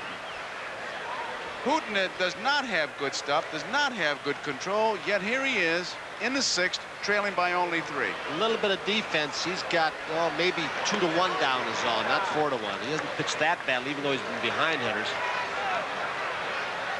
It's easy to pitch or it's easy to play when you feel good, just like it's easy to go to work when you feel good. It's when you don't feel good that you got to give it that extra. 3 balls, 2 strikes, nobody out, 4-1. Cincinnati leading. That's a little nubber. He's not going to get that one. That was a nice, polite one. A base hit. It's one of those when you're forced to bring the infield in, you see what happens. Barely made the outfield grass. Very catchable ball if the infield's back, but the pressure's on, and you can see another way you can score easily with that infield in. Here's Lasorda. It's like one of Trevino's great drives. He said, I hit it so softly, it landed with the finesse of a butterfly with burning feet. Beautiful as Lasorda walks out. Hooton has made 100 pitches, and Tom Lasorda has to make a move here. He's had his bullpen loosening up. It's a 5-1 score. Cincinnati out in front. And Happy is going to leave. We're going to have a pitching change here. Forster is coming in out of the Dodger bullpen. So while we wait for Forster to come in, Reds leading 5-1. We'll be back after these messages. Well, the Terry Forster fan club will have to wait. Thought it was Forster, but as you can see on your screen, it's Dave Goltz who's come in relief of Happy-Hooton. Goltz, 11 games, 1 save, 0-0. His record, he was signed as a free agent by the Dodgers. And tomorrow, a reminder, what a gathering of track athletes. They'll be honoring one of sports' greatest coaches. And they participate in the Jumbo Elliott Track Classic. That mile is going to be something with Steve Scott, John Walker, Eamon Coughlin. They'll all be there. So we have the Jumbo Elliott Track Classic, and then tomorrow's Champions Boxing from San Remo, Italy. It's tomorrow, 4 o'clock Eastern Time on NBC's Sports World. Goltz came to the Dodgers. He was formerly with the Minnesota Twins. He had his big year for the Twins in 1977 when he won 20 ball games, lost 11. They tell us he's been very inconsistent. He can go out there at times, he has that sinker and slider going, and next thing you know, he's breezed along for an inning or so, and it's up high and he gets pounded. Just hasn't been able to keep the ball down. He's pretty much a spot pitcher. You can't classify him as an overpowering pitcher. Sinker slider, I would think. Moves the ball around. And Pastore now up there. Base runner at first. Nobody out. They're looking for the bunt. Say's in. He bunts, misses, and it's strike 1. Goltz started the second game of the doubleheader last Sunday against Cincinnati. He worked 4 1/3 innings, allowing 3 runs. 5-1 to score. The Reds are out in front. We're in the 6th. Interesting the way the Dodgers make this play. In case the opposition switches, as we look at Oster, Darryl Thomas will run straight in toward the hitter, so that he does not give up a whole lot of ground laterally. Then when the hitter commits himself to the bunt, he will break over toward first base. So he doesn't give a whole lot of ground in case the switch is on. The Dodger way of teaching that play for a lot of years. There you see Say in tight at third, still charging. Thomas started in, now Goltz backs off, and that really upsets infielders. I think they were trying to see if Pastore was going to commit himself to bunt or switch, see if he could tip something off. Bunted. Garvey will go to first base. Thomas is there to cover, and the sacrifice executed perfectly by Pastore. Moves Oster down to second base. So there's one away, and it brings up Dave Collins. This telecast, presented by authority of Major League Baseball, is intended solely for the private non-commercial use of our audience, and any publication, reproduction, retransmission, or other use of the pictures, descriptions, and accounts of this game without the express written consent of Major League Baseball is prohibited.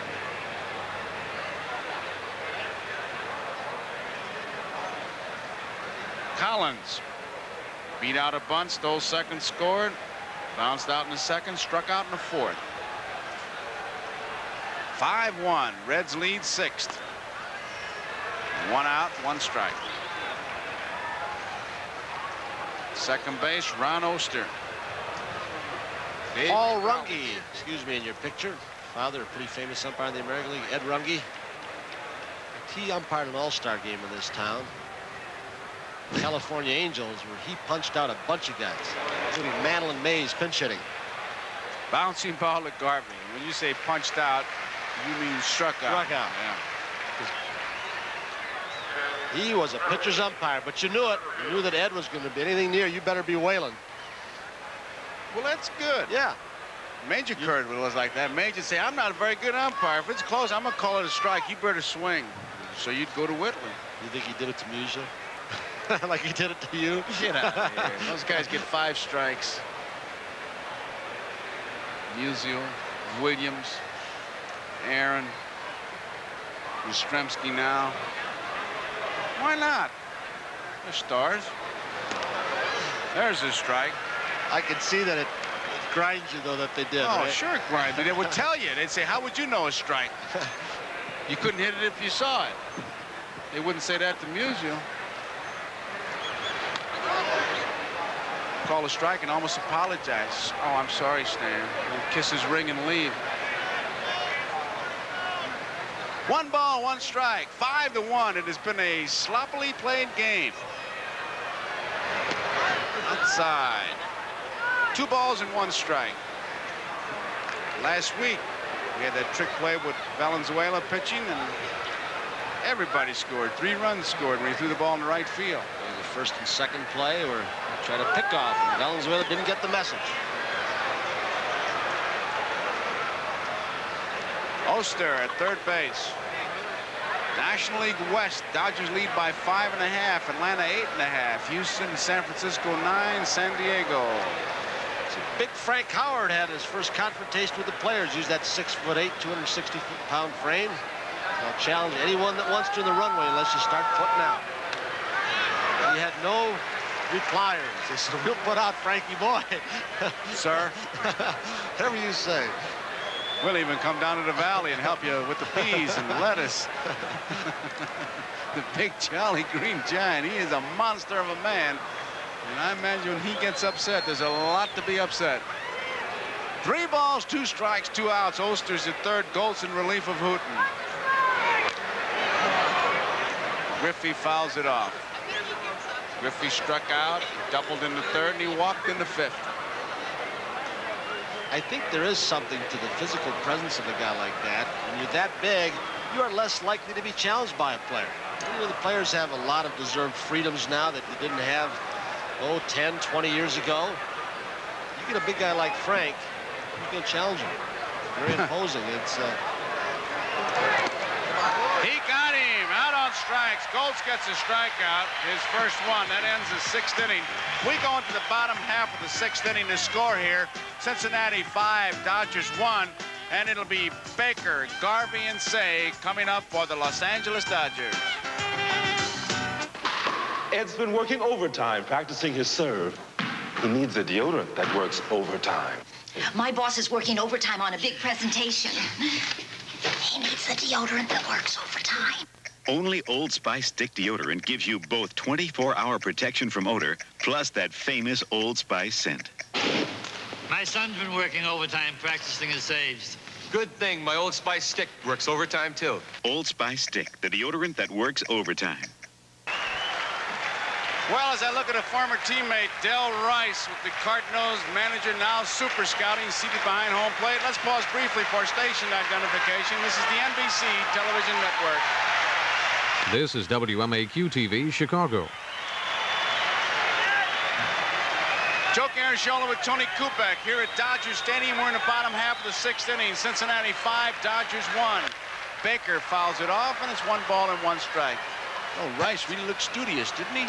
Yeah, he's carrying a stopwatch now and everything else. Yeah. Reams of reports. A little piece of trivia, wasn't it? That who was the man who replaced Joe Garagiola when he broke his finger in the World Series against Boston? There's the man you just saw, Del Rice. Bob Lemon was here last night. We don't see the Lem today. Pastore's getting stronger. High hopper. Dave Concepcion fires across, 1 out.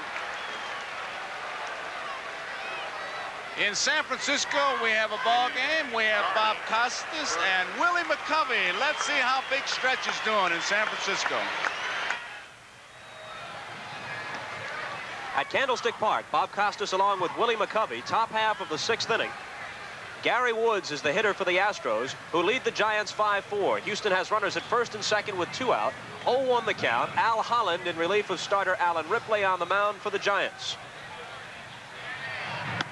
And Woods takes high for 1-1. This is Woods' first at bat. He came on in place of Cesar Cedeno, who left the game. And Woods now playing center field for the Astros. Negro at second, Reynolds at first, and Woods hits it on the ground to short. LeMaster is up with it. He shovels to Stennett, and the force out ends the inning. So the Astros threaten, but they do not score. And at the end of 5.5 at Candlestick, it's still Houston 5 and San Francisco 1. So our thanks to Bob Costas. We didn't get to hear Willie McCovey, but he's there with Bob. Well, one thing about Willie, after that interview for his network job. He will never be accused of talking too much like we all are. Television. He's a broadcaster with restraint. Fouled out of play. Garvey flied to right. Baker bounced out. There are 2 outs. Why do you say Pastore's getting stronger, Tony? Well, they had him on the ropes in the second. He had some problems. They scored just 1 run, but the way he's throwing the ball, he just has got it together. And it's always that mystical term, the rhythm, and you can just see the way he's throwing. He's throwing his fastballs by guys when he has to. He's also turning it over, and he got the ground ball to short earlier. How big a factor you think that 4-run lead is? Oh, no doubt about it. He can't afford to coast because the Dodgers got some pretty good hitters in the middle of their lineup. But he's gotten control of himself. He's got things going. He's good release point. You hear all those mystical terms. Should have had it, shouldn't he? He should have made that play. Davey tries it, but he is safe. The base hit. Ron Say with the single. Good play by Concepcion. Pastore got fooled. Remember, he's used to playing all of his home games in artificial surface. And about 3/4 of the times he pitches, probably an artificial surface. The ball's not hit as hard as he thought. Through his legs. You think it's out in center field, but now that guy made it fairly close. That's only the 3rd base hit for the Dodgers. They had 2 base hits in the 2nd inning when they scored a run. Guerrero had an infield hit, and that's an infield hit. So 2 of the 3 infield hits. The other one was by Ron Say, a line drive to left field. Say scored the only run. That was in the 2nd inning. After Garvey lined out, he singled. Guerrero singled, a walk and a sacrifice fly by Frias. That's been the attack. Guerrero makes it inside, ball 1. Guerrero single in the 2nd, safe on an error in the 4th. Ron Say at home hitting about 320, on the road 264. There's a strike. I'll tell you, that is a tough slider or a cut fastball, one that runs away from a right-handed hitter. About the same speed, as difficult to tell from way up here in the booth. But he's popping the ball pretty well now. 1-1 pitch. Jammed him, short right field. Collins should have no problem. He makes the play. That ends the 6th inning. So the score at the end of 6 complete innings, it's the Cincinnati Reds 5, the Dodgers 1. Concepcion Fawcett for Cincinnati, and we'll be back after these messages from your local station. Monday, a vacation paradise becomes a cruise of terror. Okay, folks. Party's over. And a desperate wife must barter for her life. Flamingo Road returns on NBC. SCTV, Saturdays at midnight on Channel 5. Well, for sports fans, I know that'll jar a few memories. The NCAA College World Series. Some of the great names that have played there, going on to Major League stardom. Reggie Jackson, ASU, Dave Winfield, Mike Schmidt. That'll be 1 week from tomorrow, the NCAA College World Series. Tony and I are going out there Thursday to watch a couple games, and then we'll do the game either in Chicago, Dodgers and the Cubs, or the Atlanta-Philly game. We'll get our assignment, and then we'll go back to Omaha for the College World Series on Sunday. So you'll be seeing some of the game stars of the future. 3 o'clock now. That's on Sports World, Eastern Time, 1 week from tomorrow. And if there is a strike, which is still a possibility, although I feel it's remote, we could be doing a game on Saturday also, college game. I haven't seen college baseball for a few years. I know you have. I'll tell you, you're going to be surprised. The caliber, with the schedules they play, like at ASU or Ron Frazier down in Miami, at Texas. They play 70, 80 games, don't they? ASU 50-12, that's 62 ball games. Line drive, foul. All you've got to do is look at the history of the players that came under Bobby Winkles. Winkles was there. Jerry Kindle, coaches in Arizona. The U of A, Tucson, right? He won it last year, won it all. I think that's the key. They're good athletes coming out of it, but they're getting excellent coaching at the college level. Burt Hooton, who played at Texas, Coach Gustafson down there. He said, boy, the fundamentals that guy taught, he thought better than in the minor league systems.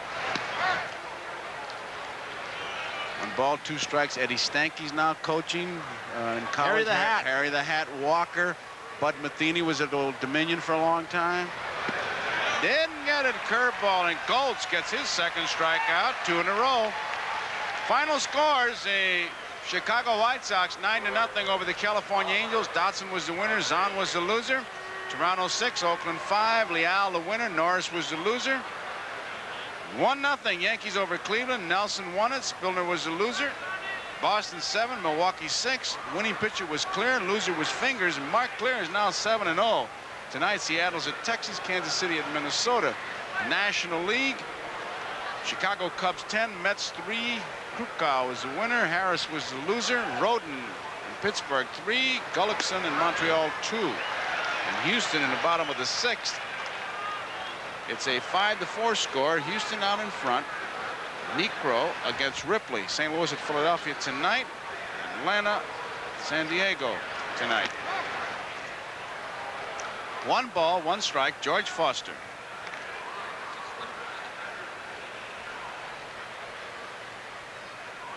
Foster's 1 for 3. 1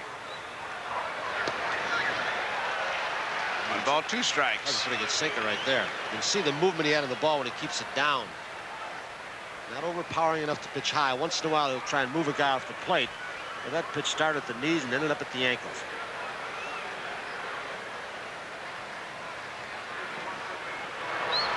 He got him. 3 strikeouts in a row for Dave Goltz. Say, if he starts to come around, Tony, look out. Well, he went sinker ball to George missed, and this time he went breaking ball. Slider or curve. Some may call this a slurve. You can see George, how he's completely fooled, starts looking for the sinker way over the top of it. 2 outs, nobody on. Here's Dreesen. It's strike 1. Well, this is not an easy ballpark to see the ball in either in the daytime. A guy like Goltz comes out of those seats. There's people sitting out there in left and right center field. They call batting against Koufax and Drysdale and Johnny Padres in that World Series. You can see the shot right there. White shirts. Makes it tough. 1-1 pitch. 5-4 Houston over the Giants at 6 full innings. You know, these Dodger pitchers, Hooton struck out 6 and Goltz has struck out 3. That's 9 strikeouts. We're in the 7th inning. And don't forget our 7th inning stretch coming up. A visit with the Hall of Famer.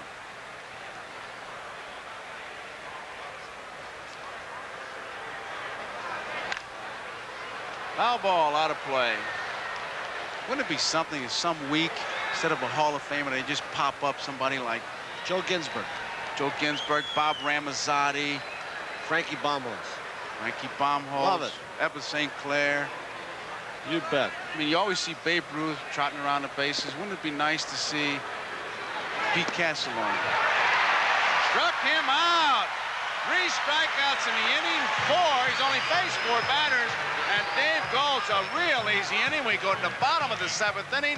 It's Cincinnati 5, Dodgers 1. It'll be Socia. Frias in the pitcher spot. And here's another installment of our 7th inning stretch. Old Spice presents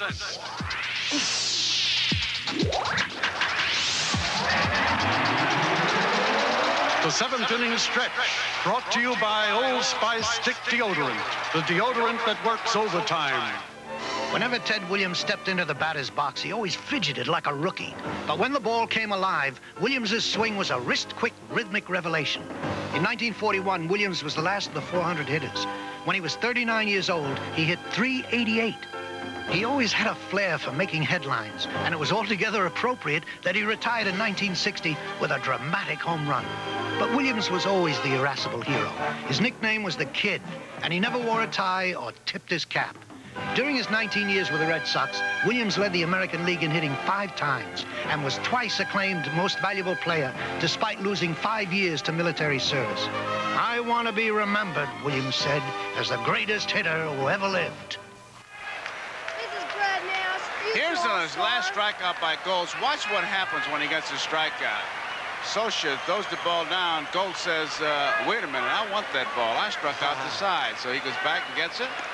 And that'll be on a mantle somewhere in his home.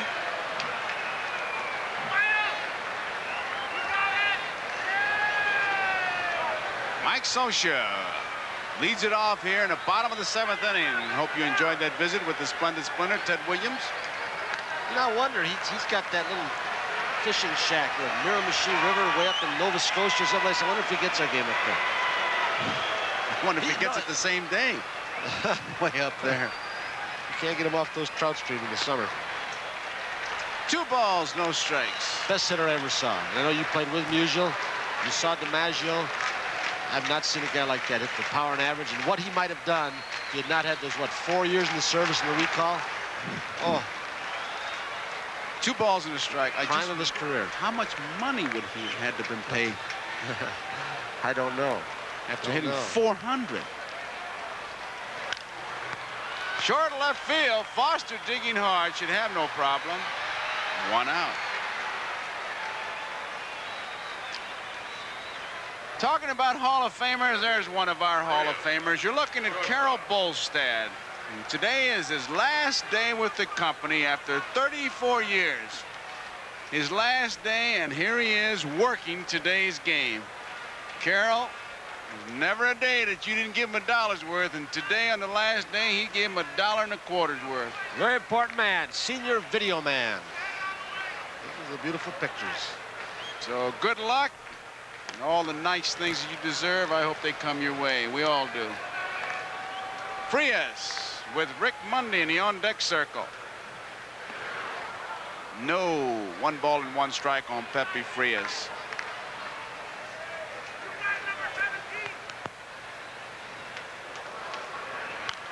Popped up, coming back, but it'll be out of play. 1 ball, 2 strikes. At this point in the running for our MVP, got to start thinking Pastore. He's allowed just 3 hits.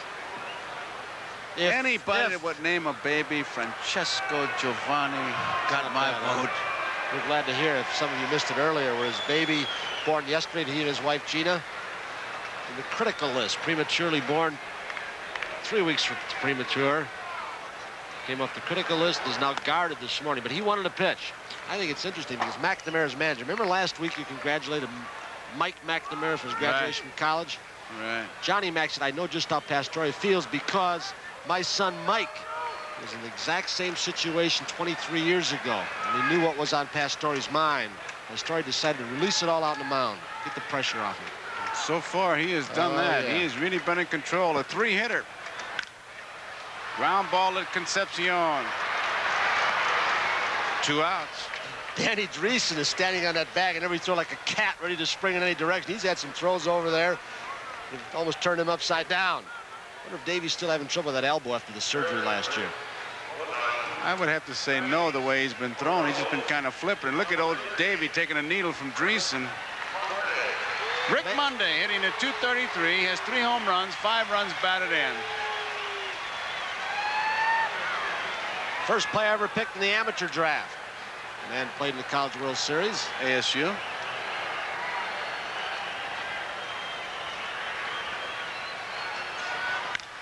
Line drive, left field, base hit. Mundy pinch hits a single.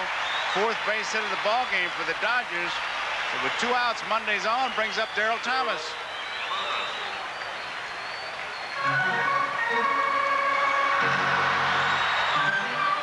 To 1, Cincinnati is leading. We're in the bottom of the 7th inning.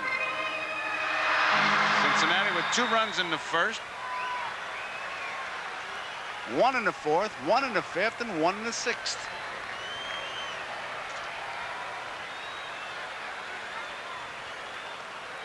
We have the possibility in this division of a 4-team race shaping now. If you look at it.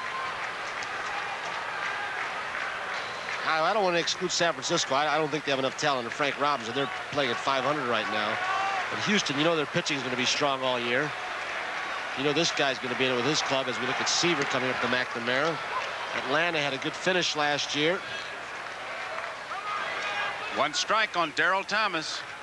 Tom Lasorda.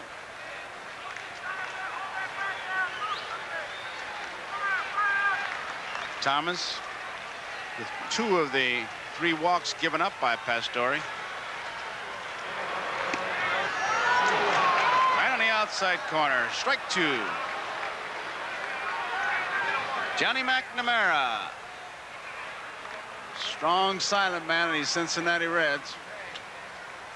Checking his defense. Bill Fisher seated there. He was trying to move Dreesen behind Monday at first base. Finally got his attention. Moved him back to protect the hole. Foul tip. May have chased a bad ball. Stays alive. As we look at Rick Monday at first. Dreesen playing behind him.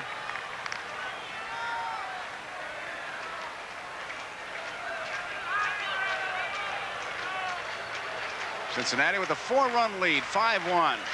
Bottom of the 7th.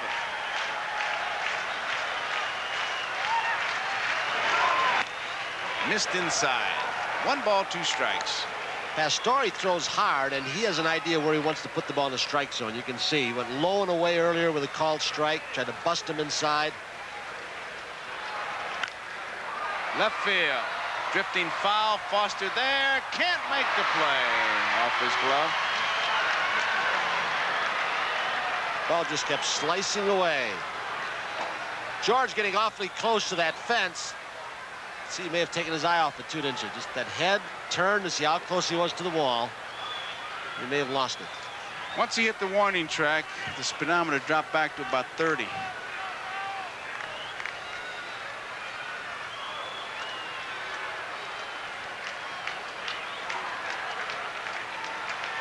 One ball, 2 strikes, 2 outs, 5-1. Cincinnati leading, bottom of the 7th. He's cutting and slashing.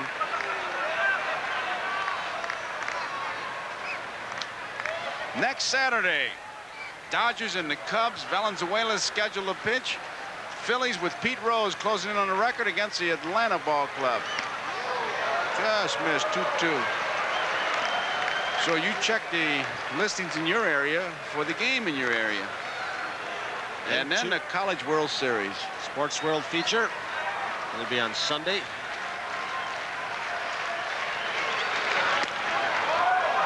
Worked it up to a full count, 3-2. Darryl Thomas had a quick 2 strikes on him. Takes a look at the coach. There's nothing on. Can't be with 2 outs. He'll be running, but he gives the coach a chance to decoy some signs. He doesn't get his strikeout. Pastore gets his 2nd strikeout of the game. That ends the 7th inning. We look at the replay. The score at the end of 7 complete innings. It's Cincinnati 5, the Dodgers 1. May have chased a bad ball, but it was too close to take. Knight, Nolan, and Oster in the 8th inning for Cincinnati. They lead 5-1 over the Dodgers. Tomorrow's Champions continues with the undefeated Davey Moore and the hard-hitting Johnny Bump City Bumpus. Then the greatest gathering of track athletes this year in a special tribute to a special man in the Jumbo Elliott Track Classic. Tomorrow on NBC Sports World. Who was Valenzuela's teacher as far as the screwball. Castillo coming on in relief. Did you ever wonder what first basemen and base runners talk about? We got a piece of tape here we're going to show you. Now, Dreesen is saying to him, "You don't have your foot on the bag, Rick." And Rick says, "Oh, yes, I do." Now, watch what happens. He gets... No, that wasn't it. we're going to show it to you. You got to see this. This high, ball 1. Now, watch. He said, "Your foot's not on the bag." Monday says, "Yes, it is." Now, watch what Monday does when he throws the ball away. Watch. No, it is. I said I had a corner the first time. Now I got the whole bag. Always a little bit of jockeying going on. That was a good piece of business, guys. Because these ball players do not run on batteries. Ray Knight. That's out of play. 2 balls, 1 strike. Knight walked his first time up. Struck out, but reached first on when it was a wild pitch. Got by the catcher Socia and came in to score in the 4th and then lined to left in the 5th. Castillo. Bought him from Monterrey of the Mexican League, July 10th, 1977.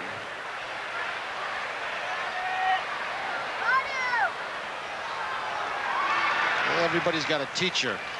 You know the name Enrique Romo? He's the man who taught the screwball to Castillo. Joe just told you that Castillo taught it to Valenzuela. Enrique Romo, of course, is the Pirates reliever.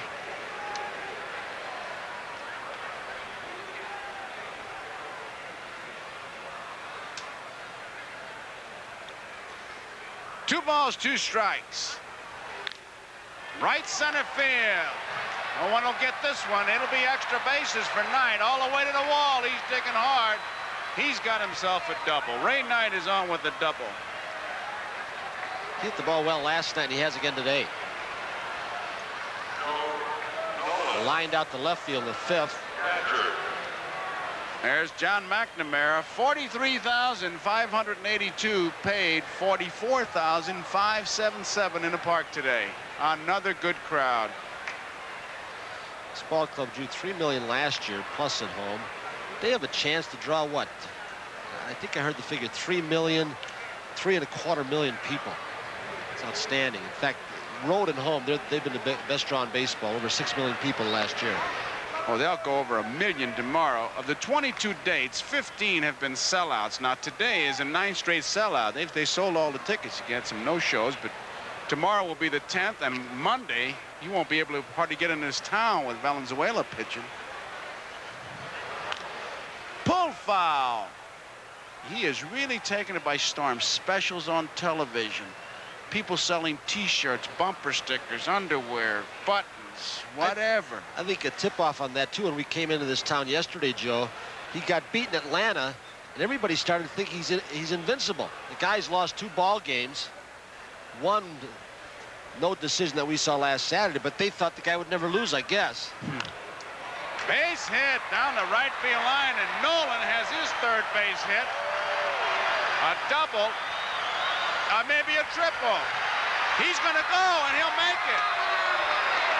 Darryl Thomas upset because nobody told him what was going on. He just held the ball, and Nolan kept going. Listen to the crowd. He has no right to be upset at anybody but himself. It was a sloppy relay all the way from right field to him. With a crowd yelling and screaming, you do it yourself. You can't depend on coaches in many situations running bases, nor in a relay. You do one thing. You come up. You watch the base hit by Nolan, as Joe said, his 3rd in the right field corner. Johnson doesn't really throw the ball that hard. Now, he did not expect it. You don't get help on it. You come up throwing, and then you hold on if he doesn't go. It's 6-1, and this will be deep enough, and Nolan will score to make it 7-1. Way back, Guerrero makes the catch on the warning track. And here comes Nolan across. It's a 7-1 ball game. A sacrifice fly by Oster. And Tony, let's not overlook the job that this Nolan has done. Last night he had himself a couple of base hits, and today he's got a single, a double, a triple. He has driven in a run. He has scored a run. He had 325 last year when he was called on to play. Here's a guy, Nolan, who got released by the Atlanta ball club. Cincinnati, when Bench was injured, they were looking for catching. Went out and got him, and look what he did for them. Pastore doesn't get it, strike 1. He may have just hit himself into an everyday job.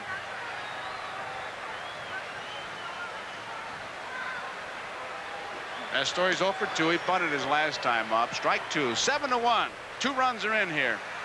As we looked at the bottom of the 8th, it'll be Johnstone, Baker, and Garvey for the Dodgers. And for Dodger fans, the last 2 performances on television have been rated R for these Dodgers, I'll tell you. Out on strikes. That's the 11th strikeout of a Cincinnati player. Joe, you wonder how long this Dodger team can continue to go on playing at the pace they have with their great pitching they've had, of course, with so many regulars out of the lineup, especially when you get around that second base area where if a mistake is made, you can cost yourself a lot of ball games. With Lopes and Russell out, no telling how long they'll be out. Right field. Johnstone makes the play, ends the inning, but Cincinnati picks up 2 runs. We go into the bottom half of the 8th inning to score here. Cincinnati 7, Dodgers 1. Jay Johnstone, Dusty Baker, and Garvey will be the hitters for the Dodgers.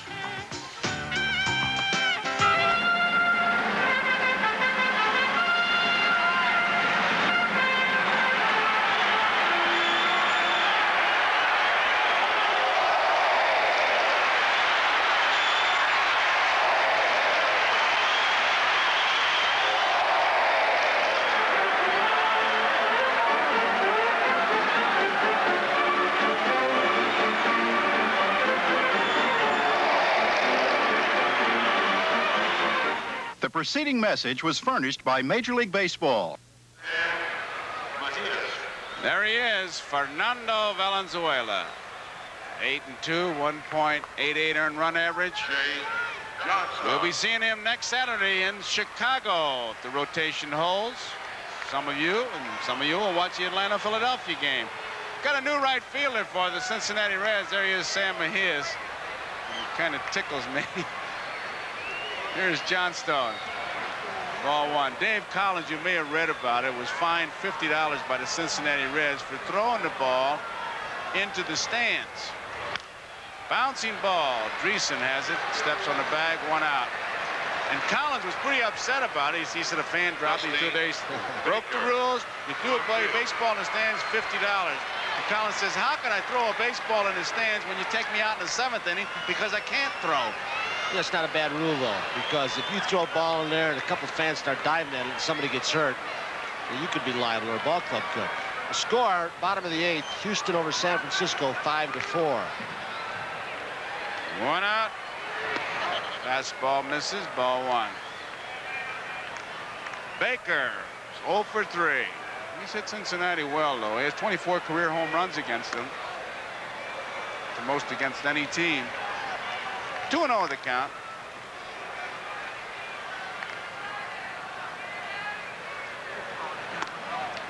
High, ball 3. The rule is hardly enforced, though. Well, you know, I know George Steinbrenner in New York put in a policy where you go over and you give the ball back in the foul ball, but I think he prefers if you go over and hand it to a fan if you're nearby. Once you start throwing it, you could create a problem. I agree with you on that. 3 balls, 1 strike.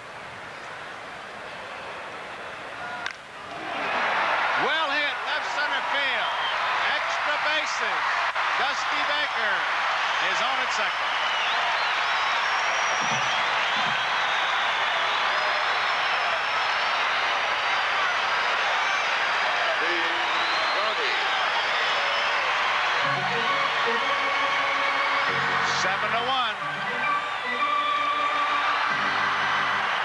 Tomahawk. High fastball, and I assume Pastore probably tried to get a little more in, got it over the plate. Dusty Baker's not only one of my favorite players, one of my favorite people. Always the same. Dr. Scald, and he scalded that one. He has a 2-base hit. Here is Steve Garvey. Refer to him as Mr. Consistency. He's got 21 RBIs in his last 26 games. He's been on a tear.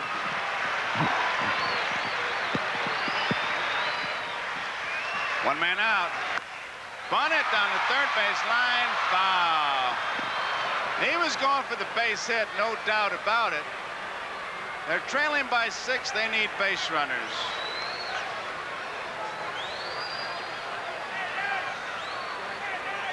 Did a pretty good job with it, too, Tony. He waited until he got the bat on the ball before he broke to first base. It's just what he wanted to do. Either he right down the line, which is a good tip when you're going to drag the ball, pull the ball down the third base side. If it goes foul, fine, nothing lost. If it stays fair, the third baseman is going to have to make an awfully difficult play to get you. Saw some real consistency in home runs and RBIs with those stats. Hot smash, base hit. And Dusty Baker stops at third. He wanted to make sure that the ball went through. It did, so it's first and third, 1 man out, and Ron Say is the batter. Steve Garvey loves to extend those arms. You have a clubhouse meeting, it's a classic example of how they will try to pitch him or anybody high and tight, low and away. You put the ball up out over the plate, he can really hurt you. Drives the ball so hard into the alleys in left and right center. Danny Ozark coaching at third. Manny Mota coaching at first. Dusty Baker, the base runner, at third. Steve Garvey, the base runner, at first. Ron Say, 8 home runs and 22 runs batted in this month of May. And John McNamara has come out of the Cincinnati dugout. And usually that means that there will be a pitching change. Frank Pastore has a 7-1 lead with 1 man out, but the Dodgers are threatening here with base runners at first and third. And Ron Say, the batter. Well, the 2 men who have been most effective out of the bullpen for McNamara have been Tom Hume from the right side and Joe Price from the left side. That is Hume in the upper right hand of your corner with the glasses. assuming the other would be Joe Price, who's yet to allow an inning, earned run in relief. Tony, there have only been 3 complete games pitched against the Dodgers this season. Nepper for Houston, Ripley for the Giants, and Rootman for the Phillies. And McNamara is going to make a pitching change. He is motioned. And Pastore will leave, having pitched a strong 7 1/3 innings. We got a report. We understand his wife Gina may be watching us in the hospital with a new baby who seems to be doing better today. So Pastore leaves. We have a pitching change. The score 7-1, Cincinnati leading. There's 1 man out, and we'll be right back after these messages.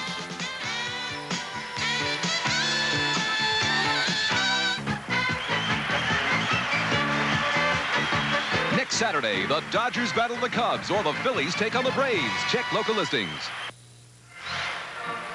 Tom Hune.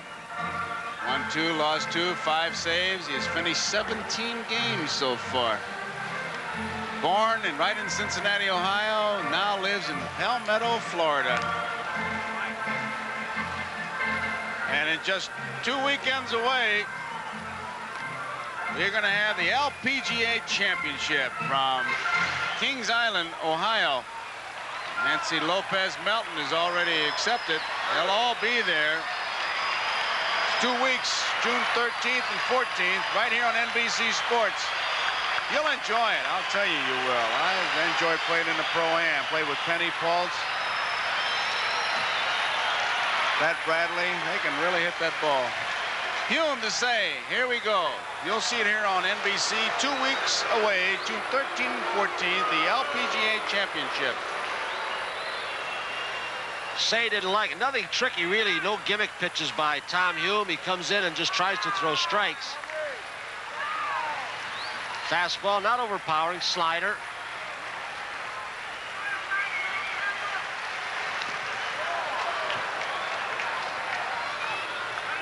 Two strikes on Ron Say. Joe Garagiola with Tony Kubek here at Dodger Stadium, where the Cincinnati Reds are leading 7-1. There are base runners at first and third.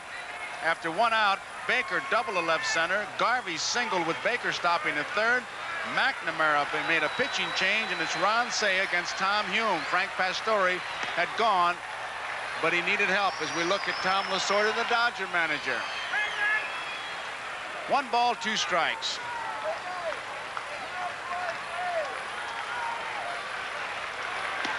Just misses outside.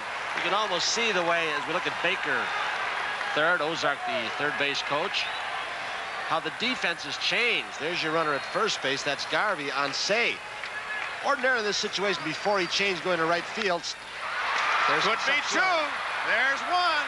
There it is, a double play. Tom Hume gets him out of the inning with a ground ball from Ron Say, and Concepcion, Oster, and Dreesen turn it over. 6-4-3 ends the 8th inning. We complete 8 innings of baseball here. Cincinnati 7, the Dodgers 1. It'll be Griffey, Concepcion, and Foster in the 9th for Cincinnati. Joe Garagiola with Tony Kubek here at Dodger Stadium, a 7-1 ball game. Not a classic game, Tony. Not the one you'd use for a Little League clinic, is it? No, not at all. Dodgers have played very poorly. And they are defensive trailing. change, haven't they? Gotten a new right fielder out there. Johnstone has gone out, and Ferguson has come in to play right field. Joe Ferguson. Garvey, nice play. Castillo covers, 1 out. So, Griffey might have had a base hit. Nice play by Garvey. Joe Ferguson now in right field.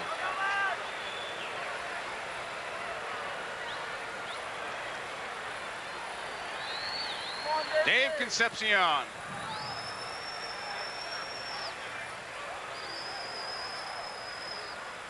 Davey 2 for 4.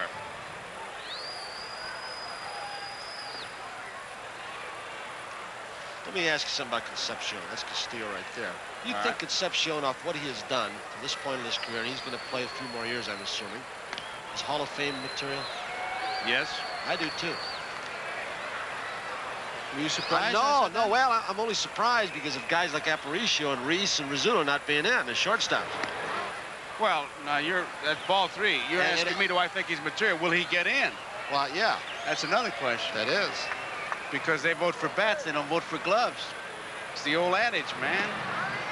You can shake a tree and 4 gloves will fall out, but you got to get the lumber. See, he's stolen some bases in his career. He's hit for some power. He's helped this club get into playoffs, championship series, World Series, made all-star teams. He draws a base on balls right here. Castillo walks him with 1 out. Take a look at some final scores. Cubs beat the Mets 10-3. Kuka, the winner. Harris was the loser. Pittsburgh 3, Montreal 2. Winner was Roden. Gullickson the loser. Houston, San Francisco, end of 8. It's still a 5-4 lead that Houston's holding on to. St. Louis and Philadelphia, Atlanta and San Diego tonight. White Sox trounce California 9-0. Dotson the winner. Zahn was the loser. Toronto beat Oakland 6-5. Winner was Leal. Loser was Norris. Strike 1. Yankees 1-0 behind Nelson and Gossage over Cleveland. Spilner was the loser. Nelson the winner. Detroit at Baltimore. Tonight, Boston beat Milwaukee 7-6. Foul ball. Clear was the winner. Fingers was the loser. Clear 7-0. Seattle's at Texas. Kansas City at Minnesota. And speaking of Kansas City, we certainly wish Ewing Kauffman, Kansas City owner, speedy recovery. He was in the hospital, operated on. Apparently everything worked out all right. If we get to Kansas City, we'll see him and Muriel leaning out over the crowd behind the home plate. And Gene Klein, the San Diego Chargers, who suffered that heart attack. Wish him speedy recovery. 1 ball, 2 strikes. Well hit, left field, deep. It is out of here. Home run, lower seats. A screwball. Foster got it all. 9-1. Cincinnati leading. Can only throw the same pitch so many times to a good hitter before he catches up with it. The first 2 pitches to Foster were screwballs. He swung and missed one and looked bad on it. Not that time. Castillo got it up a little bit, and there it went. He mashes the ball. He just flattens that ball. Maybe when he hits it hard, like the home run last night to center field. Here it is. Joe called it a screwball. Didn't know if it was going to be high enough to get in, but it was. Foster has 6 home runs, 20 RBIs in his last 18 games. It'll be just a matter of time, though, when they stop pitching to him. Now, this is a situation where it's 7-1. They pitch to him. He's taking the lead in RBIs. He has just jumped ahead of Garvey.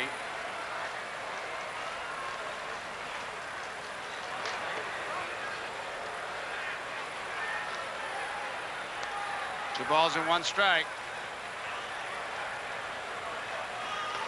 This ballpark used to be known, Dodger Stadium, as a pitcher's ballpark, but I don't know what it is. 4 or 5 years ago, they moved home plate away from the backstop by 10 or 15 feet. And all those balls that used to be warning track shots, many of them are now home runs. Of course, so many games are played at night. There you see the field. 385 in the power alleys. Used to be deeper. A little over 400 feet. Right. Yeah, but man, when you had Drysdale and especially Koufax pitching, that could have been a pitcher's park if you'd been playing in an airport. Too bad.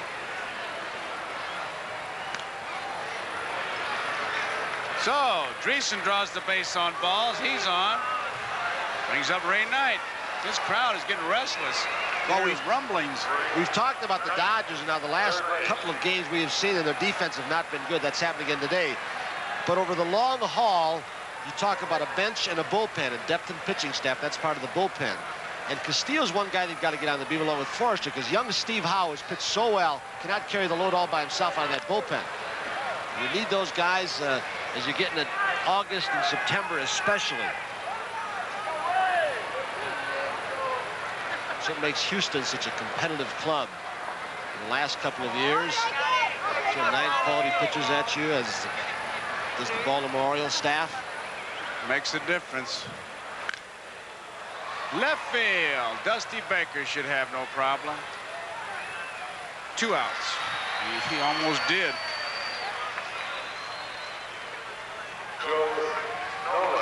Look at the pennant contenders these days. They'll have 3 and sometimes 4 men coming out of the bullpen regularly. There's Terry Forster, who's begun to throw. A few years back, relieving. They were always good relief pitchers, but it might be a one-man bullpen at times. No longer. Maybe 2. Here's Joe Nolan. He's had himself quite a day. Last time we had him on national television, he put on quite a show. Hit a single in the 4th, a double in the 6th and scored, a triple in the 8th, driving a run and scored. That's it, Joe. Tie your shoe. Get a little TV time. Home folks in St. Louis watching.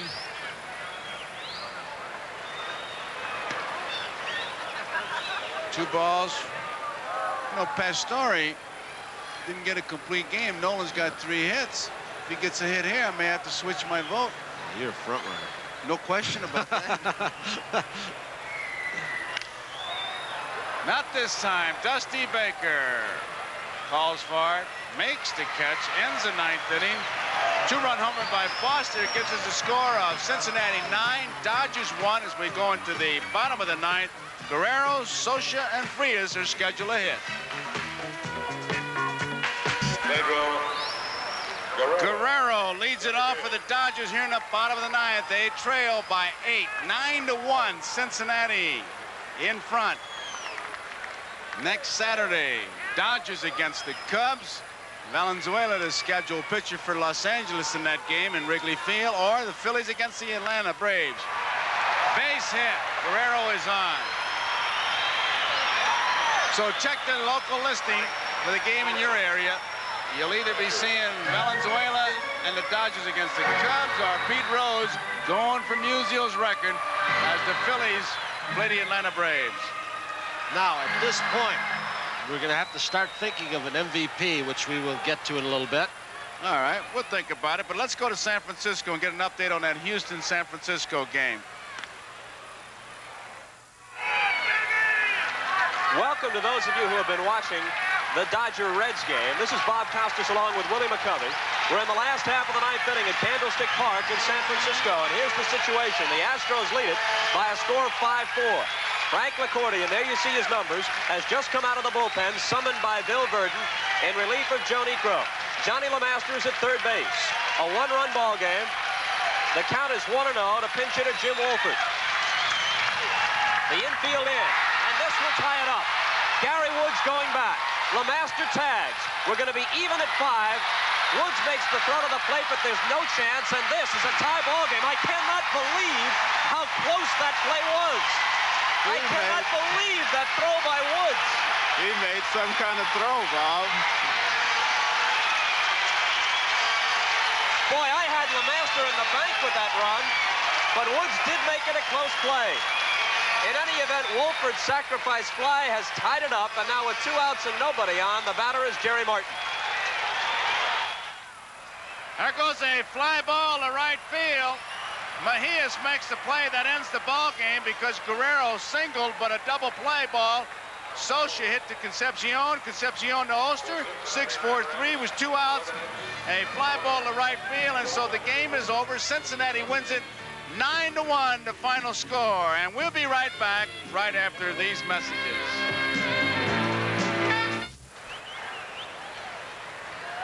So behind Frank Pastore, Cincinnati defeats the Dodgers 9-1. So this week's NBC Miller High Life player of the game is Frank Pastore, and Miller High Life is happy to present a check for $1,000 in the name of Frank Pastore to the Special Olympics. So from Dodger Stadium, Joe Garagiola for Tony Kubek saying so long, where the Cincinnati Reds defeated the Los Angeles Dodgers by the score of 9-1.